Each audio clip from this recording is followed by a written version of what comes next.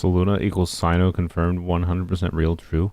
What does this mean? Oh, because I made a bad pun. Herperderp, yes, I made a Hoya, Hoya as in high, a weird funny high, and then I said verse at the end. Bad pun. Yes, I guess I am Sino to some degree.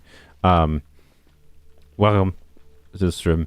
I'll talk about the thumbnail and title. It relates to this wonderful, wonderful character here. Is stream time. Sorry for not streaming yesterday. The reason I wasn't streaming yesterday is the same reason I'm mad at myself. But anyways, you might have seen it in my explanation, my Discord. But we're going to be on my main account here to start. We're not going to be on my main account very long, but just for a second here.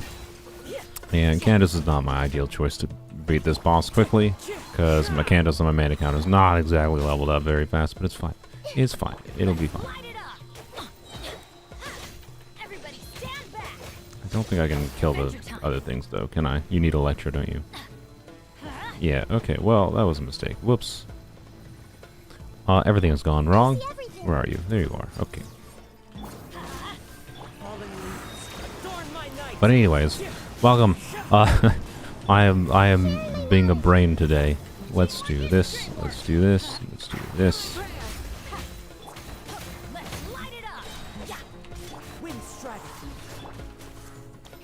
I do not have pyro on you. That's not ideal.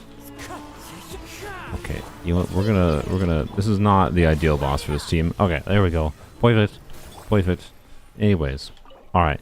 So we're gonna do a few things this stream. Sure. And notably, the most notable of them. Oh, wow, I'm very close to AR-59 in this account. But this is my main account, in case it wasn't obvious. We're not gonna be on my main account very long.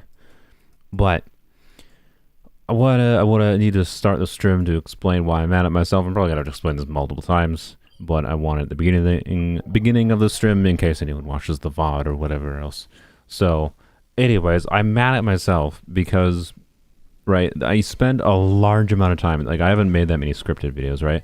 But I made a basically entirely scripted video on like showcasing Candace on both of my polearm account and just with like different teams and like showing how like Candace is actually like way more useful than people give her credit for, in my opinion, and that like her usage rate reflected like by how she could actually be used in the game is like criminally low, essentially, right?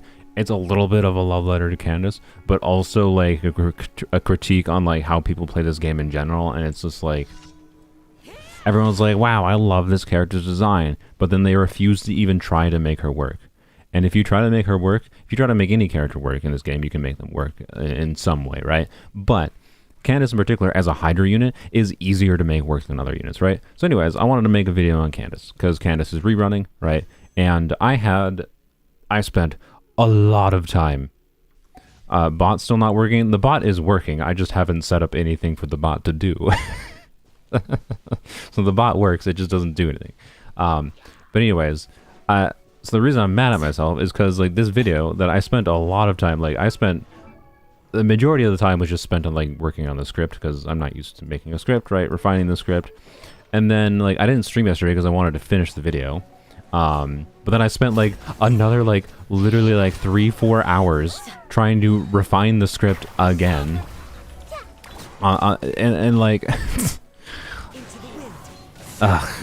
and then after like I refined the script, then okay, now I need to like get all the clips together and then work on editing it and like matching the editing to like look good, like with the footage with what I'm saying is just like, so it's a very different style of video that I'm not used to doing, right? So the workflow is very different compared to my usual workflow for making videos, and it took longer because I'm not used to it, and it took longer just because it takes longer to make that kind of video.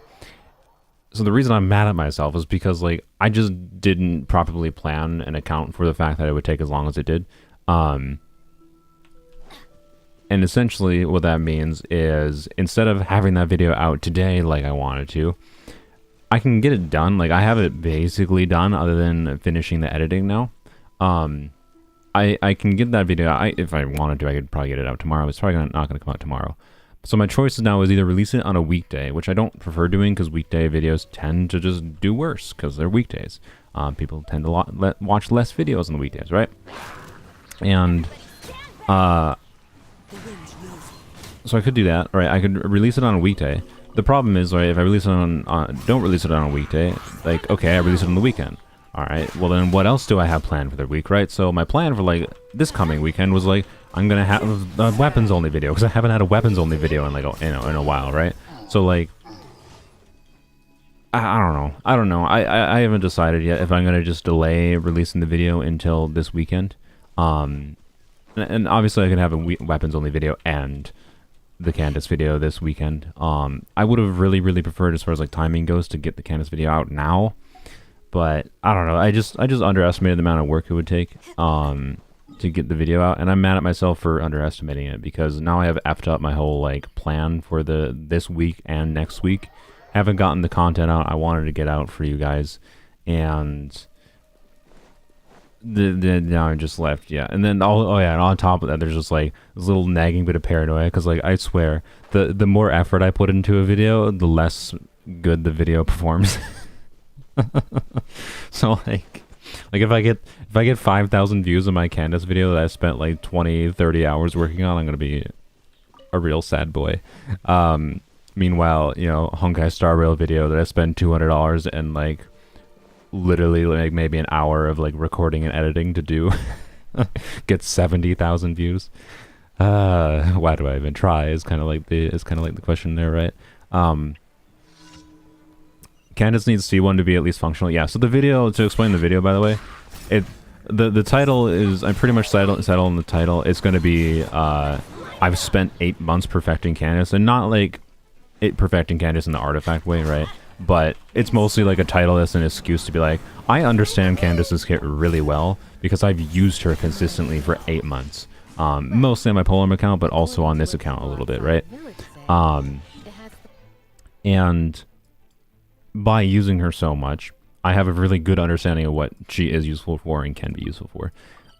So it's honestly more of a critique of like Candace's design, while also being a showcase of how Candace can be useful. And like I think I show like 4 or 5 different teams of Candace being useful. I didn't like 36-star Abyss in it because that wasn't the focus of the video. The focus was just showing different teams functioning properly. And I also don't think it's necessary personally that Candace has to be super competent at Abyss personally, but she also can definitely be competent at Abyss. I mentioned in the video, she has carried like my 36-star attempts in Polearms only, right? So anyways, listen, what happened to the YouTube sticker? Is it an error? What do you mean YouTube sticker? You managed to get C6 Candace getting Baizhu, then Piplin, then even more than anyone, that video is for you. I do talk about how, like, one of my main critiques, by the way, like, again, the video is a little bit of a critique on Candace's kit. Candace feels the same. Having used Candace for so long, both when I used her without constellations on this account and with constellations and without constellations on my Polearm account, Candace feels like someone that's very similar to, I don't think I have Fars on this account yet either. I haven't done the new event yet. I have to... Man, Star Rail has been just so distracting. That's part of the problem, by the way, this week was like, I played Star Rail. I was like, I could play Star Rail and still have time to do this video. Nope, I did not. I did not manage my time properly. Anyways, Nilou plus Yao Yao meta in Nilou team. Yeah, I do talk about that and show that. Although I don't have like Yao Yao or Candace properly leveled up enough to use in a Nilou team, but I do mention it and show it a little bit functioning, right? You don't need to have them leveled up for it to function, just to get the most damage out of it. Anyways, Candace feels very Farazan in design nature, where it feels like they designed her with C6 in mind, and then just stripped her of features to make lower constellation levels. Like, without C1, this is just basically spoiling some of the video for you. This is the conclusion of the video, really. C6 Candace is what unlocks her full utility. I genuinely, like, as an AoE Hydro player, she has a lot of really valuable utility, in my opinion, if you have her C6. Do I recommend necessarily if you have a new account building her first over like Xingqiu? Not necessarily, right? But she has a lot of utility. Is it a bit more niche? Yes, but I vastly enjoy her more than Barbara, right? She doesn't freeze herself, for one, and secondly, she's just fun. But anyways, and she does interesting things, and she does AoE Hydro in a way that like you can control. Like notably, one of the most notable things I point out, by the way, that I like about Candace is that you can use her burst, and then you can by switching, right? Why can't I switch? Oh, because Candace is on too. By switching, right? You can really quickly front load those 3 instances of Hydra application with her burst. So this is without having her constellations, right? These 3 instances of a Hydro, while it is limited, right, without her C6 to how much Hydra application you get from her like AoE versus just like her infusion, right, on some other character. That's front loaded, right? And front loaded Hydra application has some value, especially as AoE Hydra application. So anyways, point is that video should be coming out either this week or this week or this coming weekend. I don't know exactly. I'm probably gonna push it till this weekend because I'd really like the video to perform well, and I feel like releasing it on a weekday might be accidentally shooting the video in the foot. So hopefully you enjoy it. But yeah, I basically just showcase some unconventional Candace teams, like vaporized teams. This team is one of them. Which I mean, it's obviously just a burning team with Candace nuking in it, right? But I showcase some unconventional vape teams, and I showcase some more conventional uses for Candace, and then I discuss, right? I discuss Candace's kit, some of her unique aspects of her kit that people don't understand, and then or like know the value of, and then I also criticize her at the end, which is basically what I just said there. But yeah, I don't know. She feels Farazan in nature to me. We're like, she doesn't feel like she works like she was designed to work without having all of her constellations. Is kind of what it feels like to me. And that's a bummer. Her C6 doesn't do anything for on-field Candace. Yeah, so. So? C6 doesn't do anything for on-field Candace, but it heavily helps her off-field utility, which is more important. If for actual like character utility, especially for a Hydra unit, it's far more important. It's really not the end of the world to not have her C6 activate on field, and in some ways it's a benefit, because if she applied too much Hydro on field, it would be harder for her to vape. Like if you wanted to like vape with Candace's charge attacks or with her skill as an on field Candace with her own infusion, having her C6 could actually be a downside, because you could get extra pyro application that extra Hydra application that vapes instead of your higher multiplier attacks that you were trying to vape, right? So arguably for a vape Candace, it could be a good thing that her C6 doesn't work with on field. I still kind of wish it did, but anyways. Also mentioned you got C2 Sino trying to C6. I didn't even mention that. I didn't even mention that. I forgot about that, to be honest. So anyways, yep. I am mad at myself. In summary, I am mad at myself because I underestimated the amount of time required in making a video that's a new workflow. Is kind of all it comes down to. So, oops. I'm mad at myself. I have effed up my timeline for videos for the week, and I have effed up some future plans, but whatever. It's fine.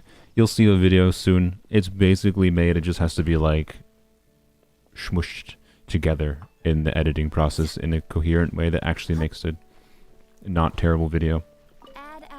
But I don't know. It's my first, like, I've done like some like pseudo scripted videos before with minor scripted bits over it, and then some very short scripted videos before, but this one is like my longest scripted video that I've done for sure, and like my first like proper full scripted video, so I hope you enjoy it. It feels like it's a good video to me, but yeah, I'm probably just gonna wait till the end of this week. I mean, Candace will still be running at the end of the week. It's just, I don't know. It's just a matter of timing, and I know plenty of people like release videos on weekdays and they do fine. And like theoretically, right, if a video is good enough and it takes off regardless of, right, there's a good chance if a video is good enough and it's going to take off. It'll probably take off regardless of the day I release it on, right? But I don't know. I also just have this paranoia in the back of my mind that if I release it on a weekday now, it's just going to shoot it in the foot, and then it might just feel like 30 hours down the drain, and that's going to be like if the Candace video performs like absolute crap, I'm going to feel so dejected. I'm just like probably not even going to bother with any like scripted content for like weeks, right? It's just such a ridiculous demotivator to spend 20 hours on something, right? And then the video performs like crap, right? But then I can spend $100 and $200 in Honkai Star Rail, spend an hour editing a video, and then the video does really well. It's just like... Anyways, so let's finish on my main account here. There's nothing exciting happening on my main account right now because I just do be farming for, I want to level up the Kave, but I think my priority is leveling up Dia, because Dia's bad. She's terrible, and I want to make the most out of her. That's all there is to it. So, anyways, I'm going to keep on farming for these on this account. It's okay, you know your statistics, and there's nothing wrong with trying to give the video its best chance, yeah. It's just like, I would have preferred it this week. And like I said, I'm just mad at myself because, like, it would have been more timely to have Kaiba come out now. That's all it really comes down to. I would have been more timely. But if you're still nervous, just take my hand. I just can't with this line, man. I'm right by your side, but if you're still nervous, just take my hand. Like, that's what. Anyway, Candace gets me. I'm sorry. I should. Okay, I'm done talking about Candace. You know what? I'm gonna switch to Elon so I can proper murder this boy real fast. If Candace was level 90, by the way, Candace would function in this team perfectly fine, just the way that Yolan does for like nuking for the most part. It'd be a little bit more Burgeon focused at least with C6 actually, which is not necessarily a bad thing. In some ways, it'd actually be a better thing. But different aspects for functionally the same team. We gotta fix my artifacts real quick. Yay for not having loadouts.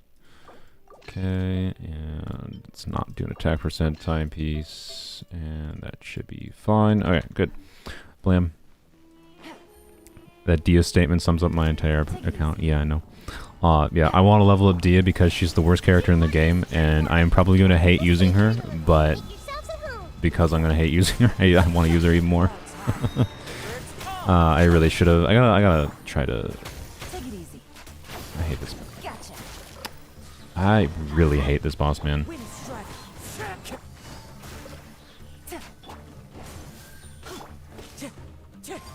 I meant to Bennett. Really? How? Okay, what?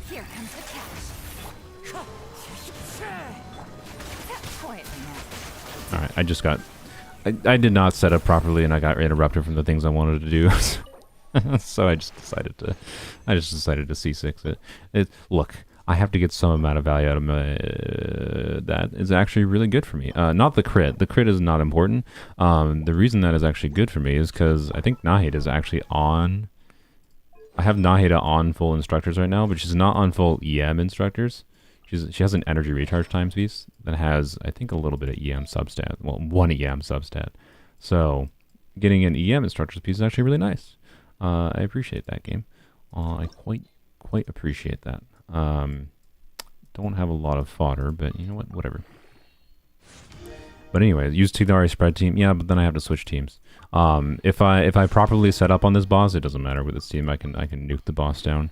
Flat attack, sure. Energy recharge would be preferred, obviously, but it's kind of whatever. I mostly just need this for Nahida. Energy recharge would just be a nice to have. Nope. No such thing as nice to haves in this game.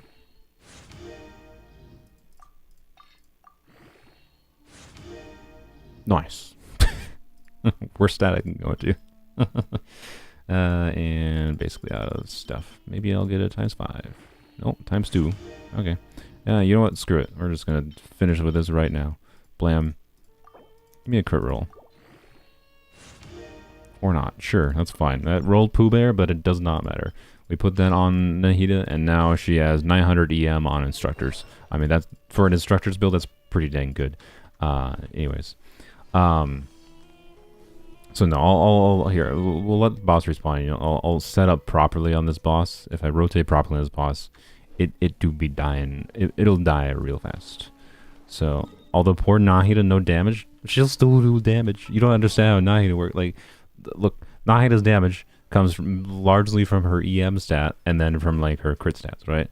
Like, she gets 24% crit. Like, is it worse? Yes, it's slightly worse than having Deepwood on her in particular, but the most notable thing I'm losing on Instructors is for not having Deepwood on her is just the Deepwood passive, not just like the EM. Like the slight loss in crit doesn't really matter that much, right? And she'll still crit occasionally and still contribute a little bit of damage. And like in this team where most of the damage is from the burning stuff, any burning she triggers will still be good because now she has 900 EM. She had 800 EM too. Anyways, C2 Nahida being used as pure support, she'd be mad.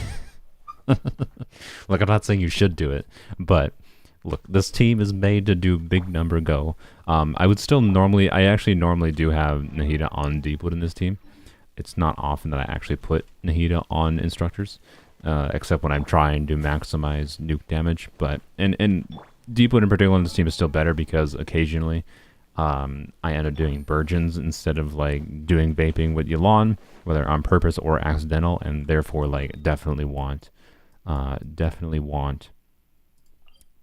to, you know what, I need to go get some poopas. I definitely want, let's go here, Deepwood for the Dendro Shred. But anyways, for big number go. She will overcap EM after the plus 120 from Instructors. Oh yeah, there's that too. I also forgot about that. Like, yeah, arguably I should put a crit circlet on her, I guess, because of that. But I whatever, right? It doesn't matter. It really doesn't. I didn't even think about the fact that it should overcap EM. It's fine. I forgot the Instructor's buff would buff herself. That's funny. But yeah, the number one thing is just having enough ER on Instructors, and I do. So, you know, well, on this team I do because I'm cheating with Kazuha, but you know, is fine. Don't worry about it. You would like to have Dia because you're currently working on your Melt Ganyu and Candace. I mean, yeah, Dia does work for Melt Ganyu, technically. Dia should work enough for Burn Melt Ganyu, yeah. She should work. Particularly if you don't like shielders. Like if I was gonna do Melt Ganyu, really?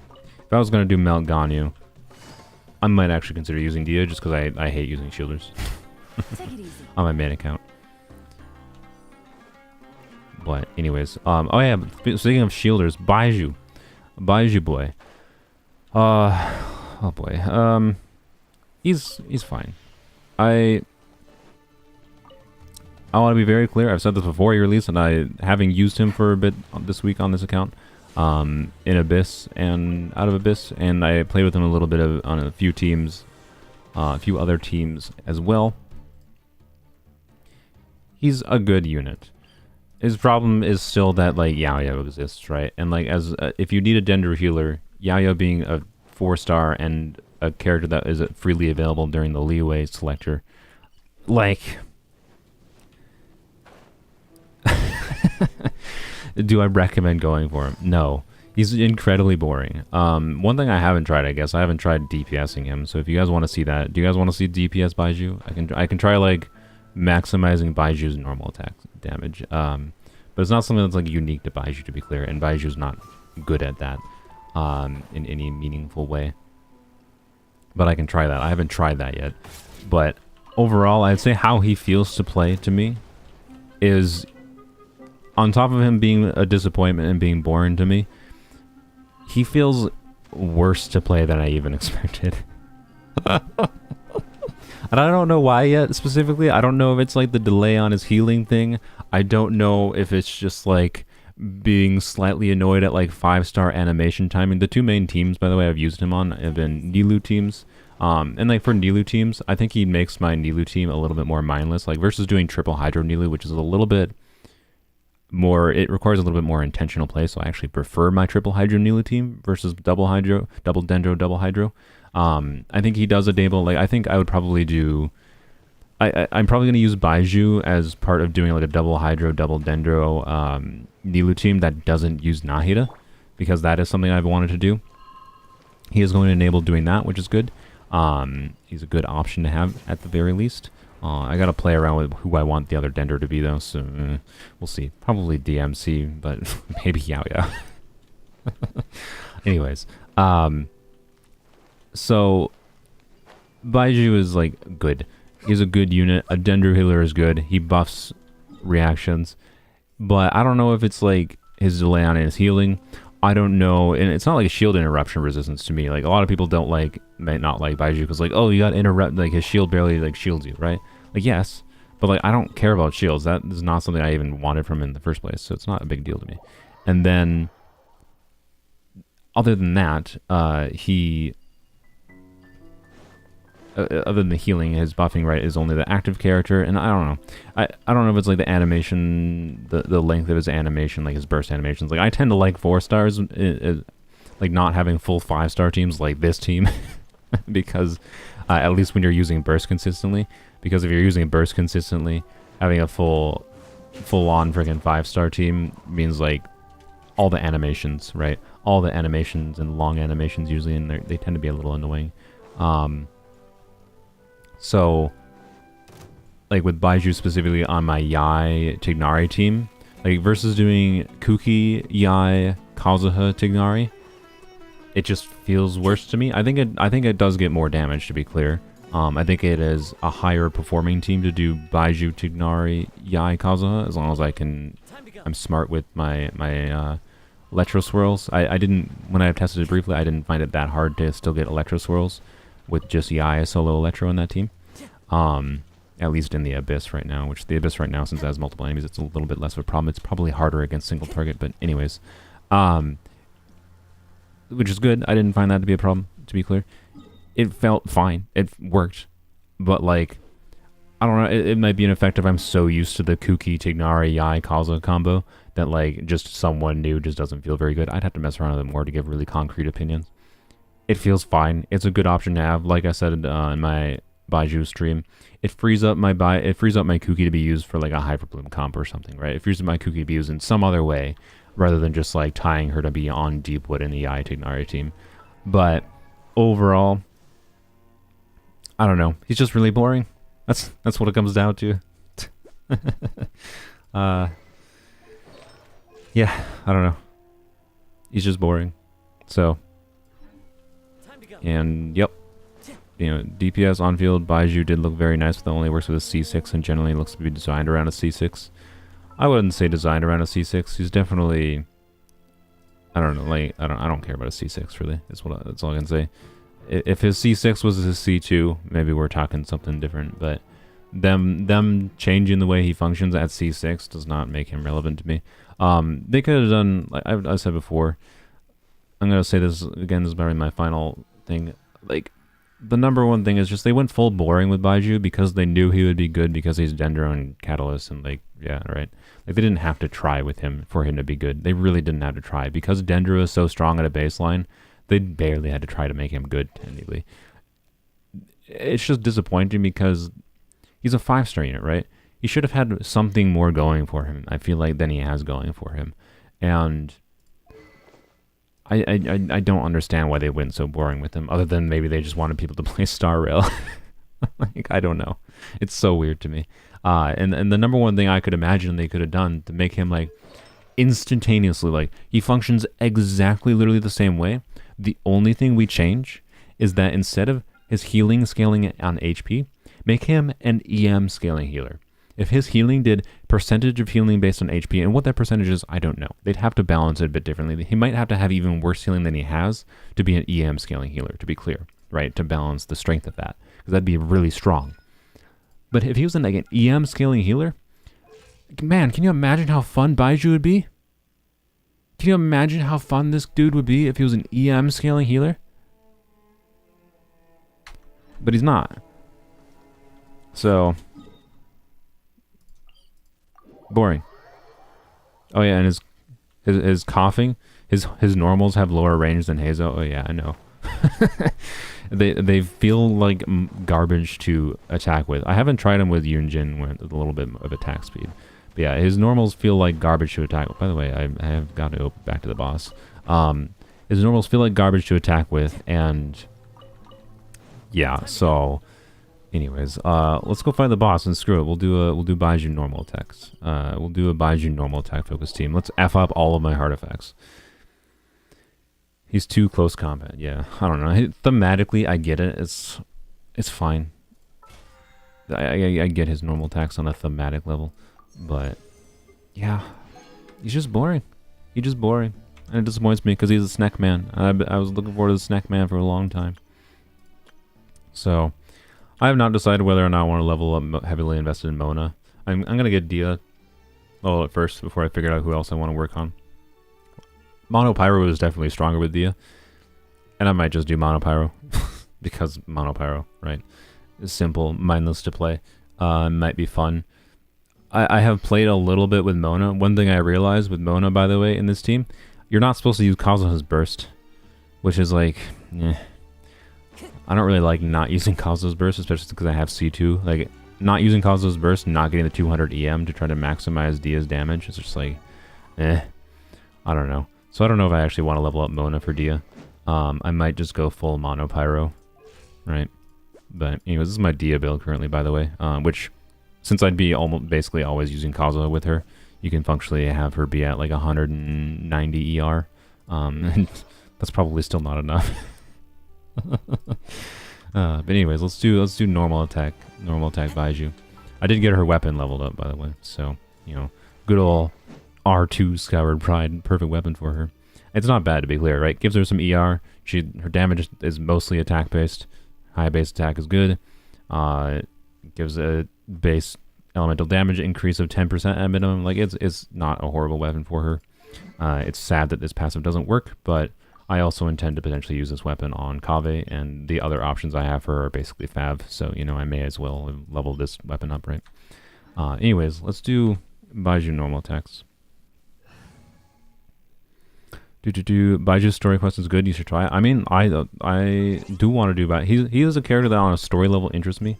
I am someone who like is interested in immortality as like a philosophical concept. If I could be like one of my desires, my vague desires in life is like I would just like to like see humanity. Like, what is the future history of humanity, right? If that makes sense. And I would love to just be like an immortal observer in like the future history of humanity. But anyways, so Baizhu seeking immortality, I want to see the motives behind that. I want to see what's behind it. So anyways, the reason I am being truthful in that I want to do Baiju's story is I have had a policy I have learned since doing YouTube that unlocking the story quests is a mistake until I am going to actually do them. So I unlocked Baiju's story quest because I intend to do it. The only reason I haven't done it yet is because Star Rail is distracting, and Star Rail is fun, and the Star Rail story content is really good. But anyways, does Mona's burst buff only scale off of level? Yeah, talent level based. So like realistically at my Mona, I wouldn't have to really level up past level 70. So I'm probably going to level up Mona at least to level 70, because it's not that much resources to level to 70, and then get her burst up to level, at least level 6. No, I'll probably try to get to level 8. It's not that hard to get to level 8, right? But if I just end up like doing Mono Pyro Dia anyways with Xiangling, right? It's whatever. And my Xiangling, by the way, I do need to do Xiangling's next ascension. Where the heck is the lady? There she is. My Xiangling is level 60. I will take her to level 70, but she is like never going past level 70 probably. She's too strong. Anyways, you've forgotten to log into Star Rail the past 3 days. How dare you, Sylveon? Star Rail is so much easier to do dailies on than Genshin. Like, I don't mind. Currently, I mind logging into Star Rail a lot less. But I don't know. The story content of Star Rail is so much more enjoyable on average for me. All right, let's do this properly, by the way. Also, I don't have F. I said let's do this properly, but I don't have my burst. There we go. Okay.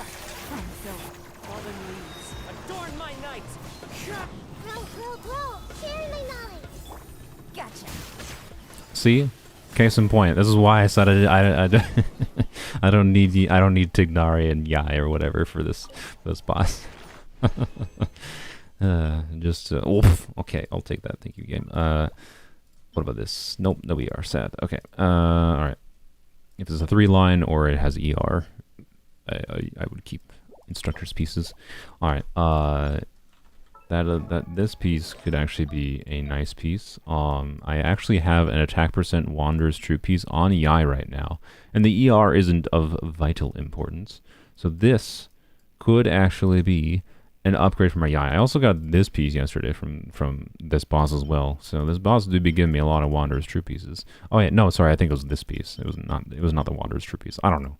I've got too many things I need to level up, but and now I have no fodder because I just spent it all. Okay, well, rip. I do not think I have any artifacts I am willing to throw into that, unfortunately. I mean, maybe there's some, but like this one. I don't know, this one is like, I don't want to throw it away because like the reason I have a really good attack percent type piece, like this is a 40 basically, and then with this 35, like, hey, there's a good 2-piece attack combo right there, right? So like, I don't want to throw away this feather because of that, but other than that, like, it's just meh.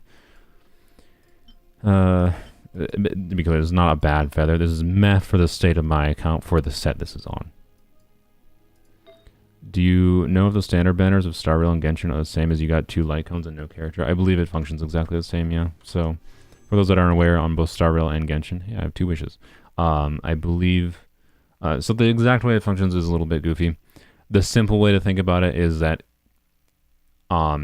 it's very, very, very unlikely for you to get any more than 2 characters in a row or 2 weapons in a row, right? Light cones in Star Rail. So if you get to, you know, if you get, why did they change the font, by the way? I hate this font change. It looks just, does anyone else agree with me?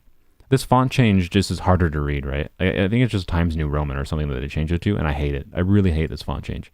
Anyways, yeah, you can get 2 weapons in a row, but like right now I got Skyward Prides, right? So if I get another weapon again, I should not get another weapon after that, is essentially how it works. That is not actually true technically, because the way it actually works is that there's a really weird system where like you go, you have a guarantee to go a certain amount of wishes between getting either a weapon or a character, and I believe that's exactly the same on Star Rail versus Genshin from what I've seen. So yes, if you got 2 light cones, my point is you should, unless you get really, really unlucky, you should get a character next. Should. Anyways, where are we going? Oh, we're gonna try Baizhu normal attacks. I totally forgot. You know what? We'll configure the team while we wait for this to respawn. Times New Roman reminds you of your old thesis. Speaking of thesis, I'm gonna. My plan is to go watch my one of my friends is giving his thesis defense on Monday, next Monday, not this Monday, not tomorrow. I think I'm gonna go see it. It's like a 4-hour drive. It's a 4-hour drive there and back. So like it's the whole day if I'm gonna do it. But I think I want to go watch. I want to go see his thesis defense because it's not something I'm gonna be able to see very often in my lifetime, right? So it's like, you know what? What's one day for seeing something interesting and, you know, supporting my friend a meaningful day on his life, right? But anyways. Do you think Hoyo is deliberately sabotaging Genshin to promote Star Rails, considering the next patch is basically dead? Honestly, yeah. I think Hoyo is purposely having the next few patches be slow in Genshin to drive people, like, make people a little bit bored of Genshin, and then, you know, they hear and see all the people in the community talk about Star Rail. You know, Star Rail is genuinely a better game, and I would say it's a more refined game that does better with mitigating gacha making the game worse.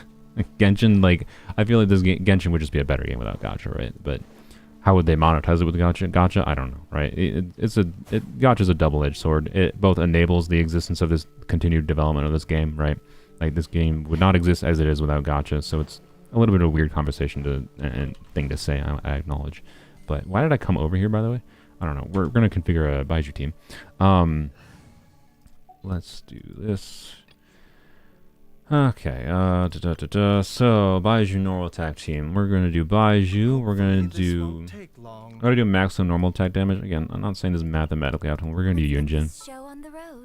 And then let's do Yai, I think. Because I'd like to actually kill things. And then Nahida, because Baizhu needs his burst up. Alright. So we're gonna put spread artifacts. I'm gonna have to switch you to actually being on Deepwood. Do that. And I think you had this one. And then I think you had a dish one. And now you're on 4 deep wood and you just need an EM goblet. There we go. Alright, pivot. Nahida 4 deep wood. There we go. Your ER is actually a little low, but that's whatever. It's fine. It's fine. Okay, so Nahida on Deepwood, you on your artifacts, you're on your artifacts. My Yunjin, I think, is fine. Do you have Fab Lance? You do have Fab Lance. That is a level 1 Fab Lance. What do you have a level 1 Fab Lance? There we go. Level 70 Fab Lance, 200 ER, should be fine. Well, yeah, actually, she needs more ER than this. This Yunjin is not even fully ascended. I should ascend Yunjin again. I don't know, I just rarely use Yunjin. I use her for what she's useful for niche situations like this, but I don't like rely on her as a buffer that much. Not like on my Polearm account, so I just, it's fine. And she's on 4 Husk. So, anyways. Baizhu's artifacts. So, weapon-wise, I don't have a Lost Pair level up. I could use Solar Pearl. I think we're going to use... I can either use Widzith or... okay. Let's use... I'm going to use Kagura's.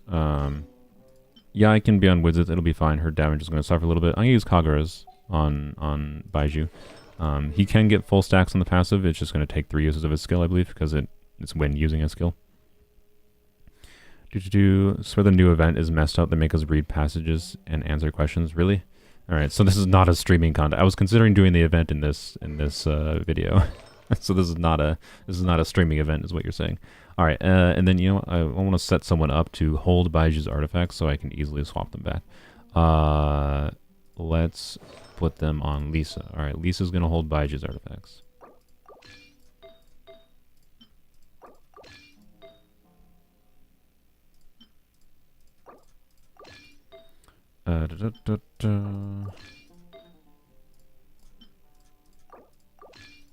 Alright, there we go. Lisa has Baizhu's artifacts. Oh, now the struggle. Okay, what do we frickin' do? A part of me just wants to put 4-piece Thundering Fury on him. Is 4-piece Thundering Fury recommended? No. But, my logic is, he should be able to, like, trigger Quicken at least once or twice, right? And then that function reduces his skill cooldown to, like, 8 seconds, right? Which means... Anya. And yes, his normal attack talent is leveled up. It won't matter. It won't matter, since so much of our damage is just going to come from the additive bonuses from both Yunjin and the spread reaction. So my choices are basically Gilded Dreams, right? I could do like some mix of 2 Gilded Dreams and whatever, or I have decent Gilded Dreams options, right? I could do 4 Gilded Dreams.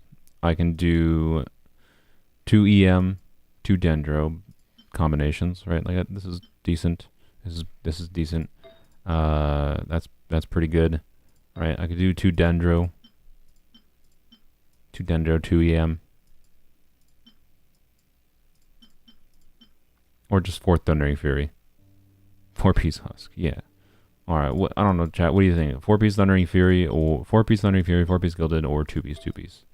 I'm not gonna do the math on what's theoretically optimal because I have no idea. What do I have for Curated Circlets that I don't have to steal? Probably basically nothing. I mean, I can take that one. I mean, I'll probably do 2 Gilded. We're gonna do 2 Gilded. We're gonna take this from Candace. We're gonna do 2 Gilded. Take that from Candace. And then we're gonna do. So if we're doing 2 Gilded, we're probably gonna take this from Candace as well. All right. So we got that, and then. I don't know, did we just do 4 Gilded? Let's just see what it looks like with 4 Gilded with this piece. And then as far as a Dendro Goblet goes... Oh, I have an Onset Goblet. Oh. Okay. I didn't realize I had an Onset Goblet. Interesting. Feather's already really good. Flower's already really good. I can switch to an offset timepiece. Alright, so this is a 20 CV with 2 attack percent, 2 EM versus this basically same crit rate but more crit damage. So sacrificing crit damage for attack and EM. I don't know. Having 2 attack and 2 EM rolls in exchange for losing 2 crit damage rolls is not that bad for an onset goblet, which means we can do an offset timepiece. We can either do an EM timepiece or an attack percent. Realistically, attack percent is probably better.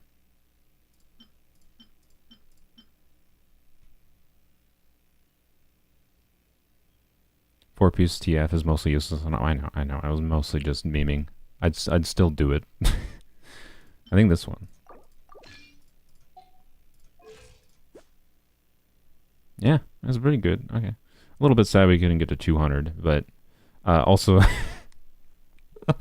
don't worry about the ER, okay? It's fine. It's fine. Also the attack. I kind of want, what does he look like with an attack percent timepiece? If I just swap. I know this was taken from Candace, this was taken from Candace, this was taken from Candace. This was taken from nobody, so I just have to remember to fix the timepiece, which is good. Okay. I think I took this from Tignari. Okay, so swap this back.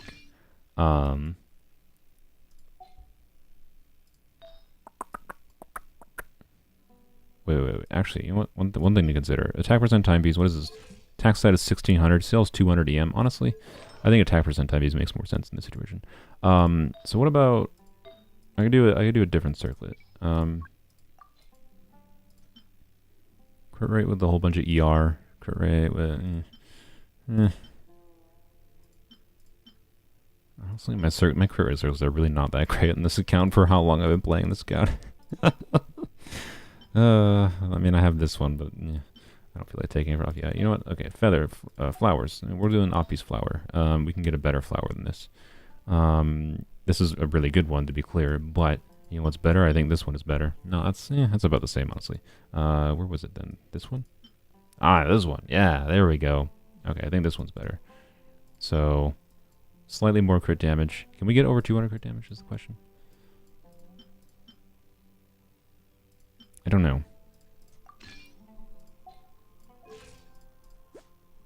That is not over 200 crit damage. Well, actually, we definitely can't get over 200 crit damage if we use that timepiece. Yeah, I don't know. We'll stick with this, I think. We'll just stick with this.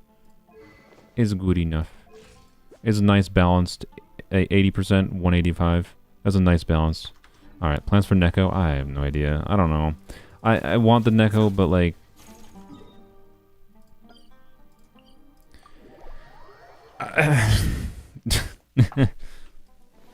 Alright, so we got Gilded Dreams by the way, so with... He'll get a little bit bonus attack and a little bit bonus EM, so he'll go to like 300 EM with this. Rotation-wise, it's probably Yai into Nahida into... We don't have Nahida's Burst up, that's annoying. Yeah, it's fine. You know what? It's fine. Because we'll just wait to use Nahida's Burst until like... Because we're probably not going to kill it the first rotation.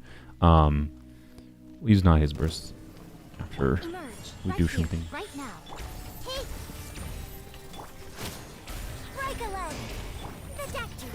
Probably should have bursted with him before.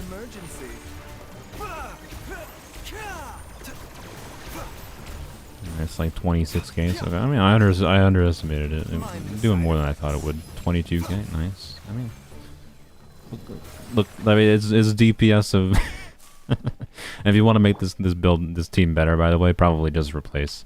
Realistically, just replace Yunjin with like Fischl or something. I don't know. It worked. It one rotated that dude.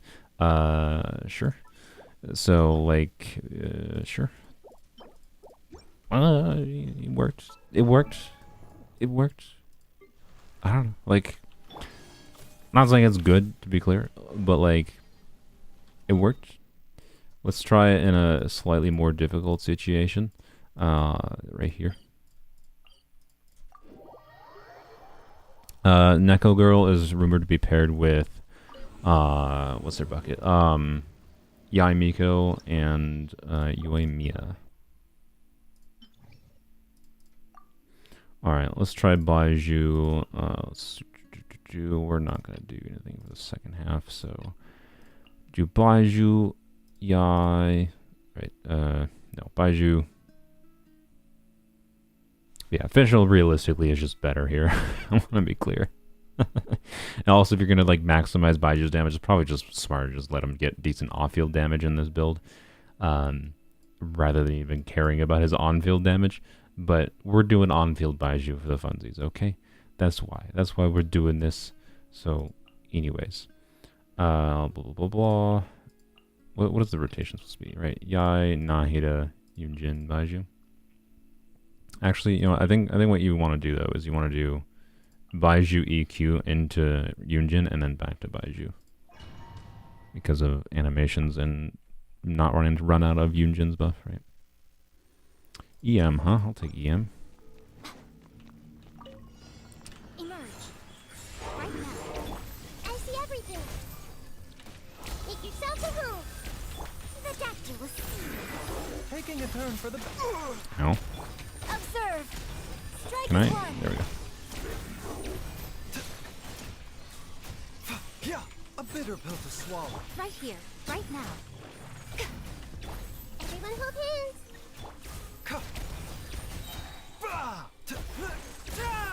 The doctor will see.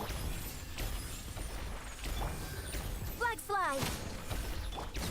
This might hurt a little. Okay. Right here. Zoop, zoop, zoop. I see everything. Here in my mind. A bitter pill to swallow. Seems like an emergency. Come on out. Show them. Observe. Grand finale. The doctor will see you. Emerge. Right now. This team in particular doesn't feel great to play, particularly with Yai here, I'll say. Like, the timing here for Strike is one. Yai, I'd say, is a little awkward relative to, like, how I want to stay on field with Baizhu, right? Ooh, oh boy. Sorry, Chung Chung. Healer just died. Alright, but I don't know, like, look, it do be getting the damage, but I also do have C2 Nahida, like, giving me a meaningful, damage buff to spread. So, like, look, I don't know. It's not the worst team in the world. It functions. So, like, if you want to put damage stats on Baizhu, I think the important thing here is that it does indeed work. Do I recommend? Break a leg.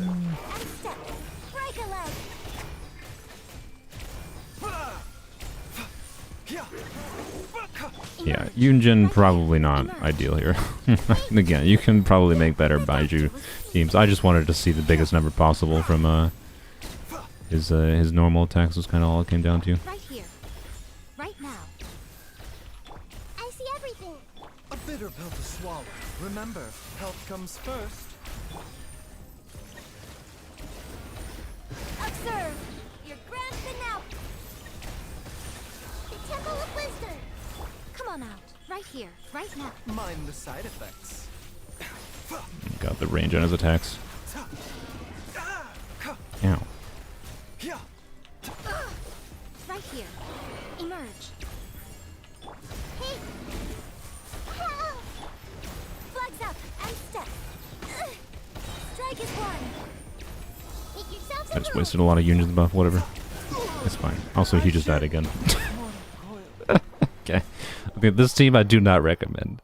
This team I do not recommend. Okay, alright, there we go. Well, my verdict on Baizhu DPS, look, you can do it. In this abyss with the consecrated beasties, he's not, I think, ideal to do as your on-field DPS.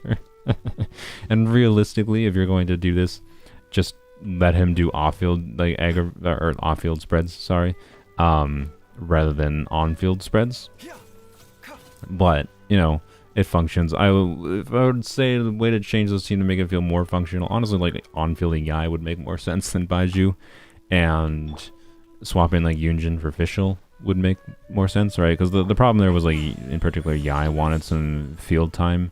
And if I try to do like normal charge attacks with like Yai or something instead of like on fielding Baizhu and spamming Baiju's normals, which are short range, have to be right in the beastie's faces and they run away. And like, yeah, right. And this Abyss didn't work that well, but I don't know. It was still gonna, if I actually cleared it there, it was still probably gonna get around a minute and a half clear, right? Like with a full invested team, you could still probably do it. Although this again was with C2 Nahida helping out, so yeah, don't recommend, don't recommend, but you can do it. Kirara have good Dendro application? No, not as far as I'm aware. Her Dendro application is mostly locked in her, like, she creates some mines when you do her burst, and those mines can blow up off field, right? So if you lead enemies into them, you can get some off-field Dendro application, right?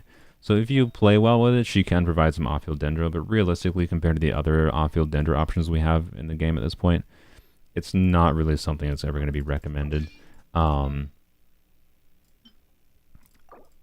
Kirara has mostly value as like an overworld character, realistically. She does have a very high multiplier on her burst, which means she's going to be fun for like doing just like Dendro nukes or whatever with. That is not what I meant to do. Let's do that. Where is your type? There it is. Okay. So yeah, you know, I'm blind. Where is it? There it is.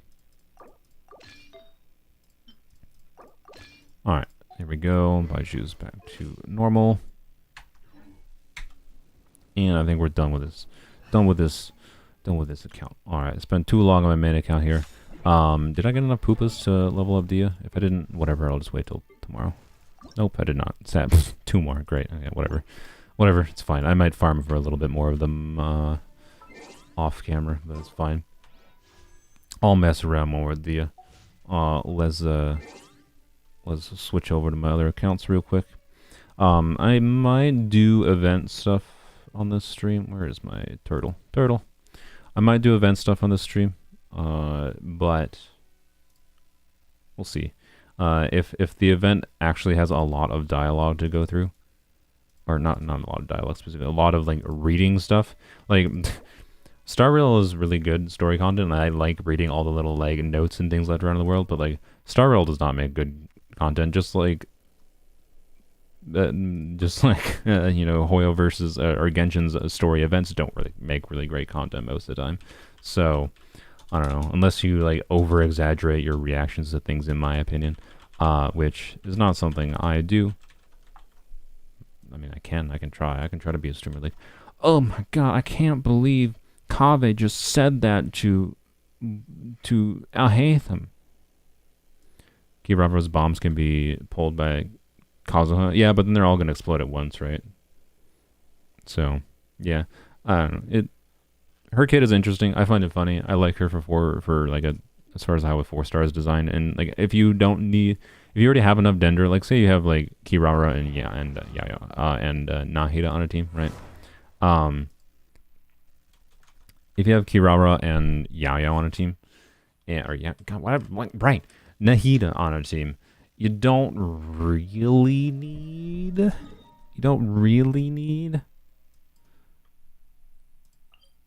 the extra Dendro application, right? Usually. So then she just provides a shield, right? So there is meta usefulness of having a shield, right? She provides much more of an actual shield compared compared to like Baiju's shield. So, you know, exists at least. Well, I can't believe Kaveh did the thing with the prize. Yeah, exactly. What build do I have on you right now? Avalanche? No, let's go to catch. What? Okay. Oh, duh. I know why I had instructors on you. I was using her to showcase her hyper bloom utility, and I was trying to maximize the team's damage. I haven't done the new Abyss floor, by the way, in this account yet, or new Abyss with the new blessing, the floor 12. I can language. That's not the right artifact.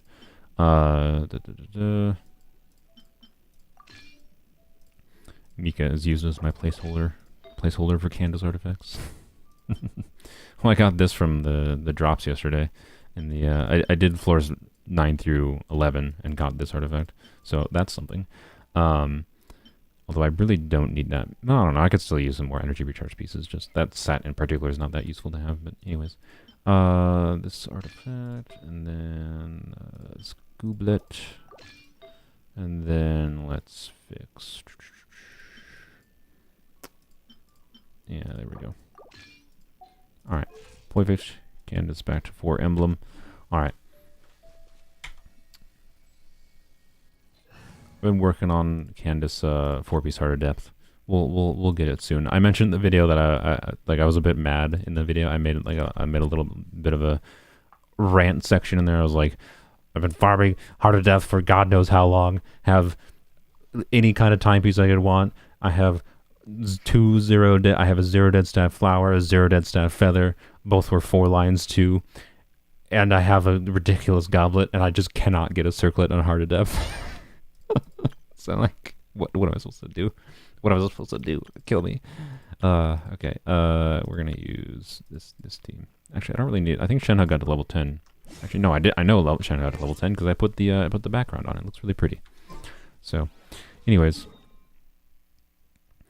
if 3.8 really has no new characters and thus new 5 stars for 2 patches, will people be mad? I'm not gonna be mad personally. But anyways, oh, I came here and I didn't even grab the freaking bugs. Dang it. So, anyways, one thing I think might be ideal, I think if I go back to, I kind of wish, I used Staff of Homa in my Candace video, by the way, you'll see. I kind of wish I actually just tried with Staff of Scarlet Sands instead, instead of Staff of Homa, but, oh well, right.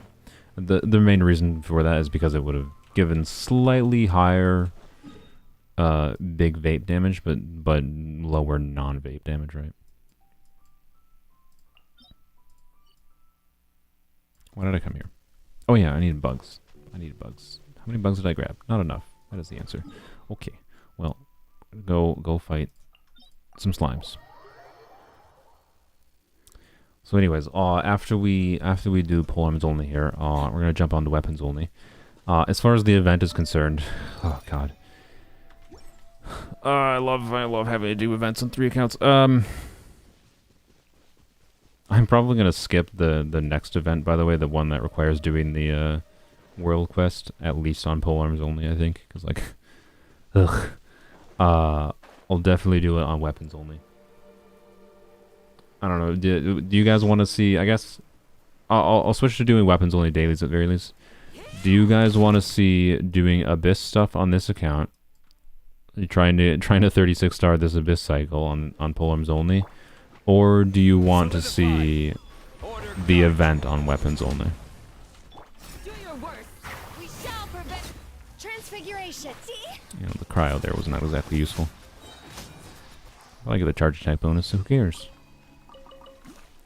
Am I excited for any Star Rail characters? Honestly, none of them are like on a character level I know enough about to get super excited about, other than obviously Ting Yun. Like, let's be real. I want Ting Yun, but other than Ting Yun, like Silver Fox looks strong, but like I don't know, for a character who is like an interesting like she's literally introduced in the Silver Fox is introduced in the game as being someone that can like manipulate the data of reality, and then her kit is just like, haha, look at my video game themed moves, like like visually boring to me, and I don't know, I'm not the biggest fan of her design, like visual design, right? Like Silver Wolf is certainly nowhere close to Candace. So I don't know. Well, if I see more of Silver Wolf in the story, I might decide. Kafka I don't care about. Luoka though, and it seems strong on like a utility level. I wouldn't mind going for him, but I think it might depend on what the 4 stars are on the banner. Because currently Luoka, I believe, and Silver Wolf are rumored for 1.1 in Star Rail. Luoka just seems really strong to have in general. And then Silver Wolf seems strong and kind of interesting. I don't know. I don't know anything about Luoka. You want Abyss. Abyss Madness. Okay. Noodle wants Event. So Rush Event now has a quick start option as for Passionates. Oh, thank God. Thank you, Mihoyo. Okay. Then I probably will do it on all of my accounts. What am I doing? Let's go back here to get my flies. Event has less suffering. I don't know. I don't think this... Oh, okay. Okay. Asterisks. Chamber 2 is going to be just as annoying. Chamber 1 should be easier, though. Like, it should not take me 6 hours to optimize Chamber 1 because the amount of times we get, like, good attempts on the first chamber should be much higher because of the blessing being much better, right? So, I think this current cycle will be easier because of the blessing. But who's my favorite character thus far in Honkai Star Rail? Playstyle and personality-wise, Serval. Definitely Serval. I quite like Welt. He's interesting. In the like, I'm a secretive boy, and I've heard he's from. He literally came to this world from the other Honkai universe. So like that's weird, and that's interesting. But we haven't seen anything of that in game thus far. I'm going to mention something that's extraordinarily minor spoilers, just in case anyone cares. You can mute yourself for like 2 seconds. I was very, very happy to see, by the way, in the second. I haven't.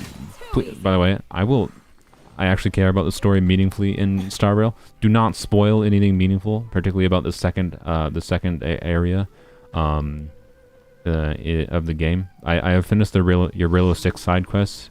Or side quest, the Eurillo 6 main quest, and like all of the main like companion quests. I believe almost all of the main companion quests around Eurillo 6. And I quite like Natasha a lot now after doing her quest. But anyways, I'm getting off the track. So I quite liked, though, this is a very minor spoiler, I quite liked that the second area after Eurillo 6, Welt joins you, right? Like, I definitely got the vibe early on that, like, oh, Welt and Himiko are just going to be, like, those companions that are just, like, parental figures to you young kids going on an adventure, right? But they're just going to stay on the train the whole time. So the fact that, like, Welt actually, like, goes with you in the story and, like, has lines and interacts with you is so good. Thank you. Thank you. Got Welt from Standard. He seems super strong as he blocks enemy turns. Oh yeah, I really like Welt. So anyways, he's interesting personality-wise. I greatly appreciate that he's actually being involved in the story to not just like a, I'm on the train watching you story perspective. And then I presume Himiko will get the same eventually too. But we'll see. Die please. All right. Okay. So we'll see. But he does. I guess I'm playing the story again. No, Sylveon has not finished the Eurillo 6 story. I'm guessing. Yeah. Serval's story quest was really, really good. I put like a spoilery complaint about it. I don't want to mention it here because it's like a really good story quest, and I don't want to spoil it for anyone that might want to experience it. Serval's story quest was really good. I have a relatively minor complaint with it, but it's a type of complaint that like the fact that I had as in-depth of a complaint and thoughts if I did about Serval's story quest shows like how invested I was in it and how good it got me invested in it. I'm a little bit disappointed in like some specifics of its execution, but it made me like Serval as a character more. Made me like Baizhu, Gepard, Gepard as a character more. I don't know why I said Baizhu. So yeah, I don't know. The story consistency of, and even like the most boring story quest thus far, by the way, in Star Rail has been Hook's storyline, Hook's companion storyline. It was like, eh. But then even that had like some high points, like with the auctioning part at the end of Hook's story quest. Like it's just, man, the writing consistency and like overall enjoyment of like the storyline and just playing Star Rail's story is really enjoyable. And that's such a strong point for the game. I want to emphasize enough because it means the game is less just like wish for waifus, use waifus in turn-based combat, right? Instead, it's just like, yeah, you got this like pretty relatively simple turn-based combat game that has like a fairly surprising amount of depth in like complicated mechanics in some of the endgame combat systems that you can interact with if you want to. But if you just want to like enjoy the story and the characters, it's just like really enjoyable, right? And I don't know, it feels like such more well-refined game that integrates the gacha mechanic in a smart way on a story level. It just works much better. So, have I done Clara's quest? No, because I have not gotten it for some reason. I think that is the one, so don't spoil Clara's quest. I noticed that Clara's quest had an achievement in there, because like I have like every companion achievement that is not hidden ones. And the one that was not hidden, I looked up and like, what quest is this? And it was a Clara quest, and I was like, what? And it's like, and the way you start that quest is, well, Clara has to give it to you. But Clara hasn't given it to me. Clara, give me your quest. I don't, anyways, so I don't know. Clara has not given me her quest, so don't spoil Clara's quest. That's the main one I think I didn't do. Something stupid that I really super love about HSR and the messages like, I don't know. Yeah, I know, right? Like, I logged on today just to like not be capped on my toilet paper. I call it toilet paper because it's called Trailblaze Power. It's the resin equivalent in Star Rail. I didn't want to be capped on toilet paper, so I logged in before the stream, right, and just farmed quick, and like every time you log in, from what I can tell, by the way, every time you log in, a character in game will send you some kind of message. From what I can tell, every day you log, not every time you log in, I should specify, every day you log in, and like, and they're like cute little interactive messages. Then like they give you like a choice of like 3 text messages to respond to those characters with, and the character's responses definitely change slightly depending on which response you select, right? And it feels so natural, and it's just like such a nice little bonus of logging in. Like, oh my god, like they nailed so many subtle little aspects about Star Rail that it's just like feels so much more well-refined as a game and as an experience and enjoyable thing, to me, right? That like, and the combat I think is much more enjoyable than I thought it would be to me, right? So Genshin's combat is much more interesting to me, to be clear. Like on a theory crafting level, I vastly prefer like thinking about and like messing about with Genshin versus like Star Rail, and I'm probably gonna maintain that opinion long term. But they really nailed Star Rail, at least at the start here. Anyways, you need to be level 36. Well, that explains it. I am level 35. Actually, I think I'll get to level 36 today. Oh god, chat, you're making me want to play Star Rail. I was like, this is supposed to be a... No. I've had enough Star Rail this week. I have to withhold... Why? I want to play Star Rail. Can you blame me? Can you blame me? The story consistency and the writing is so strong in Star Rail. Like, it's just consistent, like, enjoyable. I already win here. What am I doing?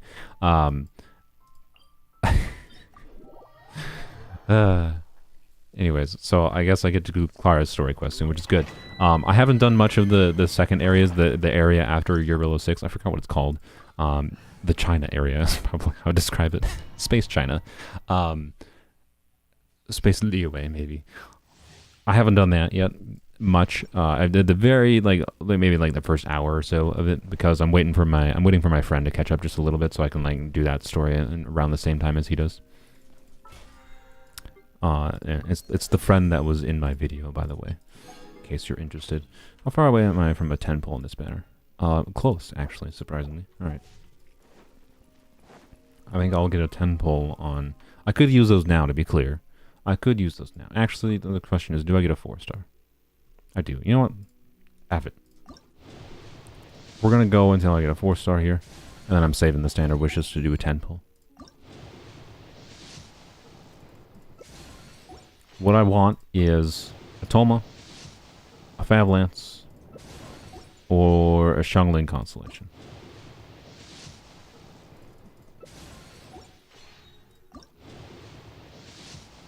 Toma. Toma.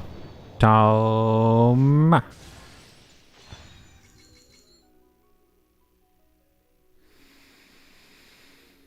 Okay, it's fine. It's fine. Okay. Okay. That makes me a bit mad because I'm going to log on to weapons only here. I'm going to log on to weapons only here. That's what I need on polearms only, is C3 sucrose. I'm gonna log on to weapons only here. I believe I have enough standard wishes to get a 4-star in weapons only too.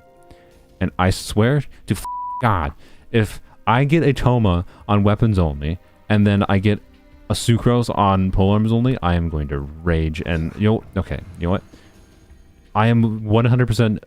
If that happens, and I get a Toma, if I genuinely get like a polearm character, like Xiangling or Toma, on weapons only with my standard wishes, when the game just gave me Sucrose on this account, I am playing Star Rail the rest of the stream. Because I will not take that BS. Transfiguration. Cryo incarnate. That is my condition for playing Star Rail. If the game trolls me that hard. What? I can't. Okay. Swipe. No.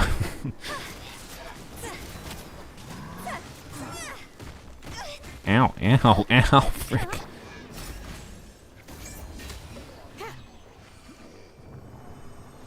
I love this build on Candace, by the way. This is the build that's just Candace is going to stay on mostly in my polearm account, right? Just 4-piece emblem. The catch. Like, this is just a really, really strong 4-piece emblem build on Candace. She gets like 40k like damage on her skill still, gets like 20 plus 20, 30k vaporizes on her burst. And then, you know, like, I don't know what more can I ask for.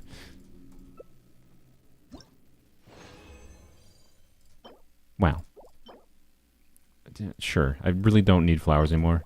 I really only need circlets and Heart of Depth now at this point, and timepieces in Blizzard Stray. That's basically all I need from this set.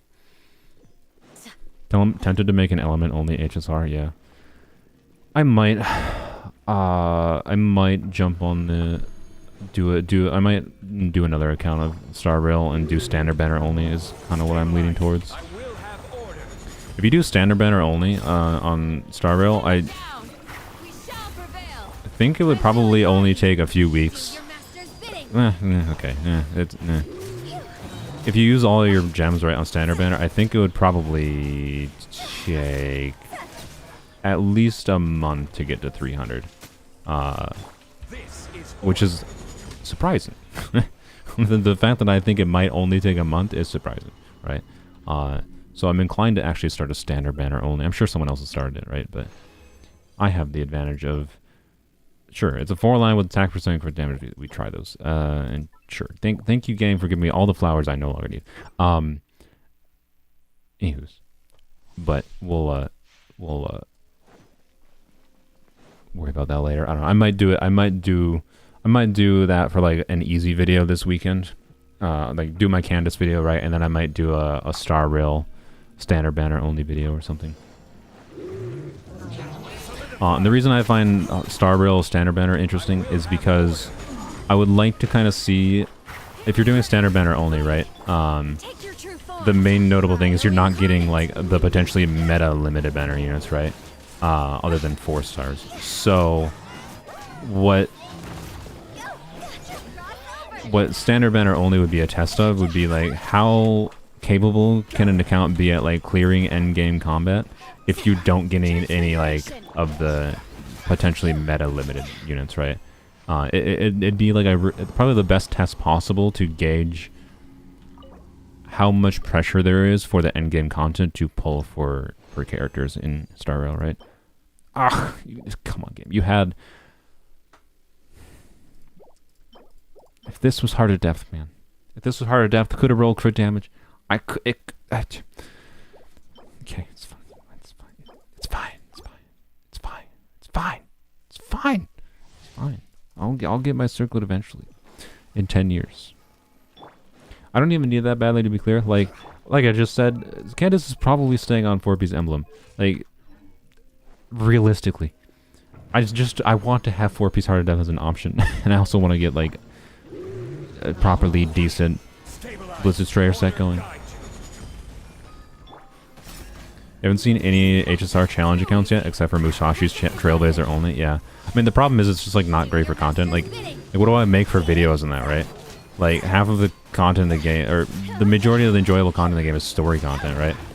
And like other than wishing videos, right? It's just like doing simulated universe with standard banner only, doing Forgotten Hall with standard banner or with standard banner only characters, right? Like, can you give me something other than f***ing flowers? So like, right? Did I like this your Rillo 6 main storyline? I liked it substantially more after all of the follow-up character stories, and I haven't done Clara's quest either, right? It had a pretty weak start. Your Rillo 6 had a weak start for me, but then it got better towards the end. I really liked it more towards the end. And then all the follow-up stories that went tied into it, like Natasha's story. Well, Natasha's less so, but like Serval's story in particular, like, I don't know, it made it quite good. Thus far, the start of the next area story after Rillo 6 has done a better job at grabbing me right away. But it also may be an effective, like, your Rillo 6 did a good job of, like, I think easing me into the story and getting me interested in it, I'd say. That's kind of what I described it as. It was decent on its own, but what really solidified it is all the little side things that went along with it, to me. I'm gonna go to Strongbox quick, because I'm literally on the Strongboxing every day for Heart of Depth grind right now, because I'm just mad at this point that I have such good Heart of Depth artifacts, but I can't get a circlet. Oh yeah, one thing I did learn a little bit out of, so like, Star Rail's Strongbox equivalent, right now lets you Strongbox for any artifact type in the game, or relic type in the game, but it does, sure, it does, come on, game, it does one thing notably different, right? So instead of, and some people don't like this, I think it's a good thing. I'm pretty sure it'll be a good thing. And the reason I'm going to use it as a good thing is like an example of like what's happening with my Candace right here, right? Where instead of like 3 artifacts, instead of throwing 3 trash artifacts away to get whatever random artifact from the subset you can choose of, you can get a specific artifact type. So I can throw away artifact garbage 5-star pieces for specifically a Heart of Depth circlet, right? So yes, the stats would still be random, but I can guarantee it always gives me a circlet, right? Now the difference is instead of 3 artifacts for 1 artifact, it's 10 artifacts for 1 artifact, which is much more brutal.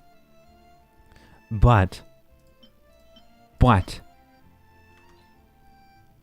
I think that I find a lot, just like voice crack there. I find a lot where like your builds come down to like if you farm a bunch, like I farmed a whole bunch of Emblem and Shimenawa for Hu Tao, right? And I have a really, really good Hu Tao build, like a really good Goblet, a really good Circlet, a really good Feather. I don't know, the Feather could be better, but it's actually still really good, right? This has a very high amount of stat, like 1 dead stat, right? 0 dead stats, right? Could be theoretically better, but definitely 0 dead stats, right? Half of a dead stat, right? And 0 dead stats. Well, okay, the ER is kind of dead. 2 dead stats, right? So like my Hu Tao build is really good, and then I have this timepiece, right? The timepiece is not bad. It's like it's pretty okay, right? It's not making my Hu Tao non-functional, right? But like if I want to improve my Hu Tao now, I want specifically timepieces, right? So the ability to throw garbage artifacts in to specific artifact types, I think is going to like people think it's bad because oh my god, that's so many artifacts into one artifact. But like being able to get a specific artifact, I think is going to heavily help the annoyance of trying to get our build going on a character, right? So yeah, I don't have that unlocked yet, by the way, so I can't actually do that. I haven't like been to the point of farming that. My actual opinions on that will have to wait until I've been farming artifacts for like a month, right? And I can get that vibe, but yeah, Marley, if you want to see why I'm mad, go to the beginning of the video. But yeah, basically I failed to account for how long my Candace video would take to make, and now I'm not getting the Candace video I wanted to make up today like I wanted it to, and therefore it's going to be releasing at a time that is not when I wanted to release it, and it's going to screw up my like timing I wanted to release other videos for. It screws up my plan for like what to work on this week, just because I underestimated how much time it would take, and it's just like it's just noopsy. Oh yeah, I got this from the Strongbox, or not the Strongbox, the whatever yesterday as well. So I got this energy recharge piece and then this piece yesterday. But anyways, I got this circlet instantaneously from not even trying to farm the artifact set, and then I cannot get anything else. All right. So anyways, Wait, you know what? Screw it. I want to see if this rolls in the last line. This could be a useful piece for Candace. I could do like 2-piece Hydro, 2-piece Hydro. That's why I'm leveling this up. Flight HP, not great. I'm not gonna bother with it right now, to be honest. And then what was the other piece? It was the ER piece, right? Yeah, let's try this.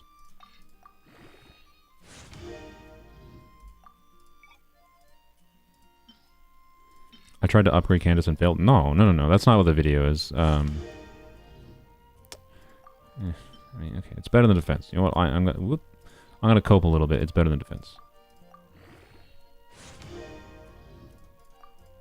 No, I'm not mad because I failed. I think the video did really well at showcasing what I wanted to do, which was showcasing that Candace is underutilized, right? I failed on a creative level to properly plan for it, and like that's just my bad. And I have effed up like my plan for videos that I had for this week. Like I wanted that video out today, and I failed. But oh well. And now it's probably gonna be pushed back a week because of that, which is not ideal. I mean, yeah, look, it's a min roll, but hey, you know what? It's fine. It started with the 4-line. Min roll, and the min roll is not ideal. Hey, okay, we'll take it. This is low rolls dot artifact a little bit. This looks like a 3-line artifact. I'm pretty sure if the way the stat value is shaping up on this, if you don't use this piece, even if it rolls crit the next 2 lines, the way the stat value is shaping up on this is such that it would be similar to a 3-line with some higher rolls, right? But that's the benefit of... The biggest benefit of 4-line artifacts tends to be like things like this, where like it mitigates the low rolls. Someone's car horn is honky. Hey, you want? Sure, you want? I'm not gonna complain. That's also a high roll. I mean, it still is very low roll average because 2 min rolls is mega sad. But you know what? A 3.5 roll is pretty good. This is a weird looking artifact. It does not look that good, but it's actually pretty good. It is actually pretty good in my opinion. So, anyways.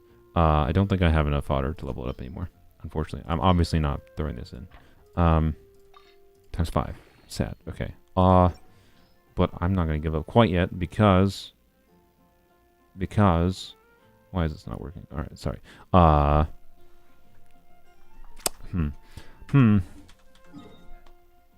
think I've already bought out the fodder here. I don't think I can get this to 16 today, unfortunately.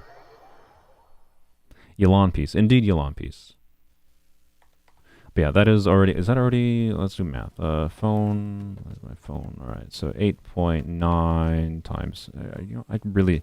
Wait, I can do this in my head. No. Brain, you can do this in your head. It's not that hard. 8.9 times 2 is 17.8. Plus... What was it? Was it 11.7 crit damage? That is a 30 CV piece already, right? This is a 30 CV piece already. Because of the low rolls, that means... Where'd it go? The low rolls means that this can't be a 40. But like... Right, for someone like Candace, this could be a really, really good piece to put on if I need the energy recharge. Although, I have such good like emblem artifacts right now that I don't really need to put on an energy recharge piece on Candace usually. So, A shield is not enough to protect the most and I have an onset energy recharge piece with crit and HP. But you know, whatever. I'm complaining about it when I shouldn't be complaining about it. Okay, it still might actually be one of the better energy recharge pieces I have. Right, so I have. These 2 emblem pieces, which are okay. I have this one, which is extraordinarily good, but very heavy in crit rate, right? And this one might end up being a little bit more balanced, right? So that's basically what... This one might be another option for an off piece, ER piece that's more balanced, which is good. I would really like to get it to 20, though.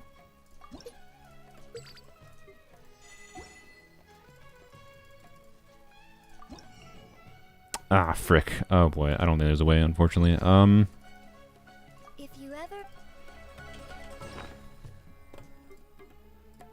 Oh, okay. Well, I guess we're not leaving polearms only yet. You know what? Screw it. Yep. This is what we're doing. I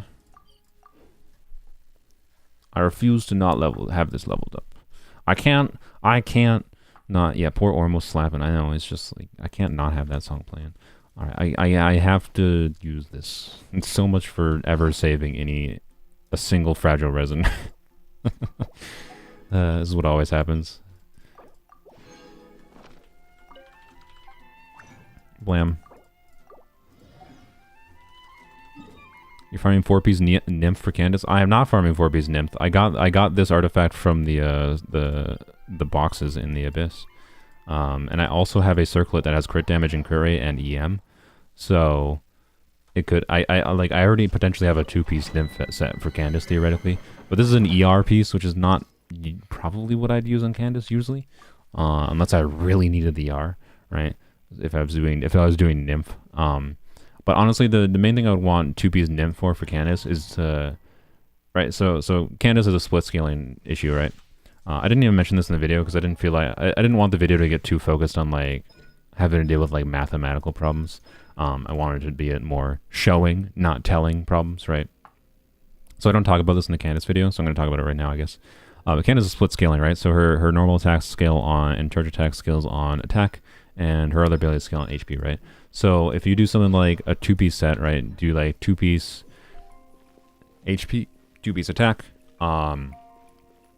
Those are buffing one set of abilities and not the other abilities. If you're on field normal attacking with Candace, right? That's the issue of split scaling, where like stats have value to some things, but not the entire things that you're doing, which is not ideal for trying to balance out your build, right?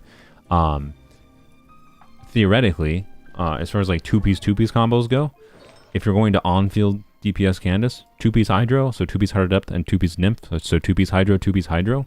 Well, Hydro bonus gives you bonus damage for your normal attacks and your skill, so that's theoretically like maybe the ideal 2-piece combo, but I'd rather also... I'm so close to 4-piece Heart of Depth that I'd rather just do 4-piece Heart of Depth, right? So, it's kind of eh. I'm not gonna farm that set for Candace is what I'm saying. I will have order. Pin them down. We shall Cryo incarnate. So, no, we're farming... anyways, to answer the ultimate question, we're farming for Heart of Depth and Blizzard Stray until the end of time because I will never get a circlet. That's basically all it comes down to. Win it. Is it my time? Oops.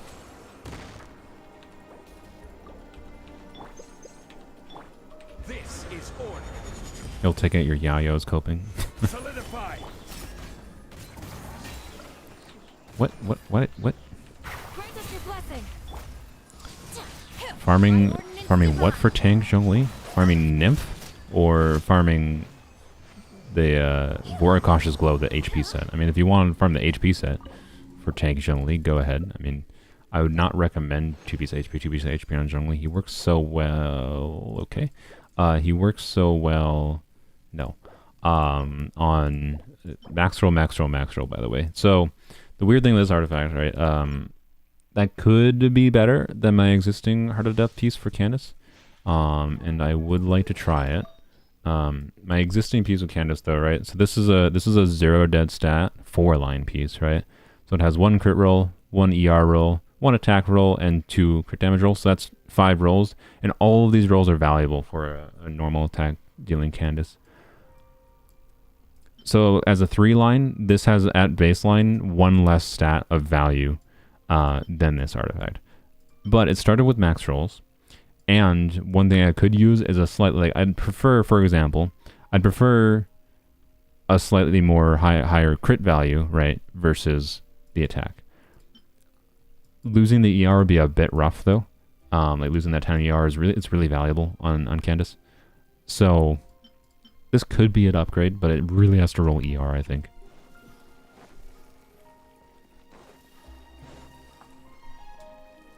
Meanwhile, your Yao's on 4-piece instructors. I mean, Yao heals so well on like any set. It's just like situational. Do you have a Dender damage on the team with Yao? Dealing a meaningful amount of Dender damage. You might want Deepwood, right?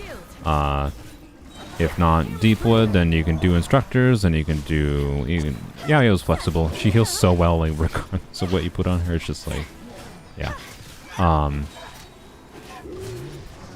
I'm out of stamina. Can you walk over to me?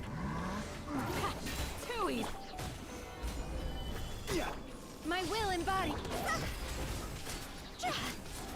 Dive. Okay, good lord.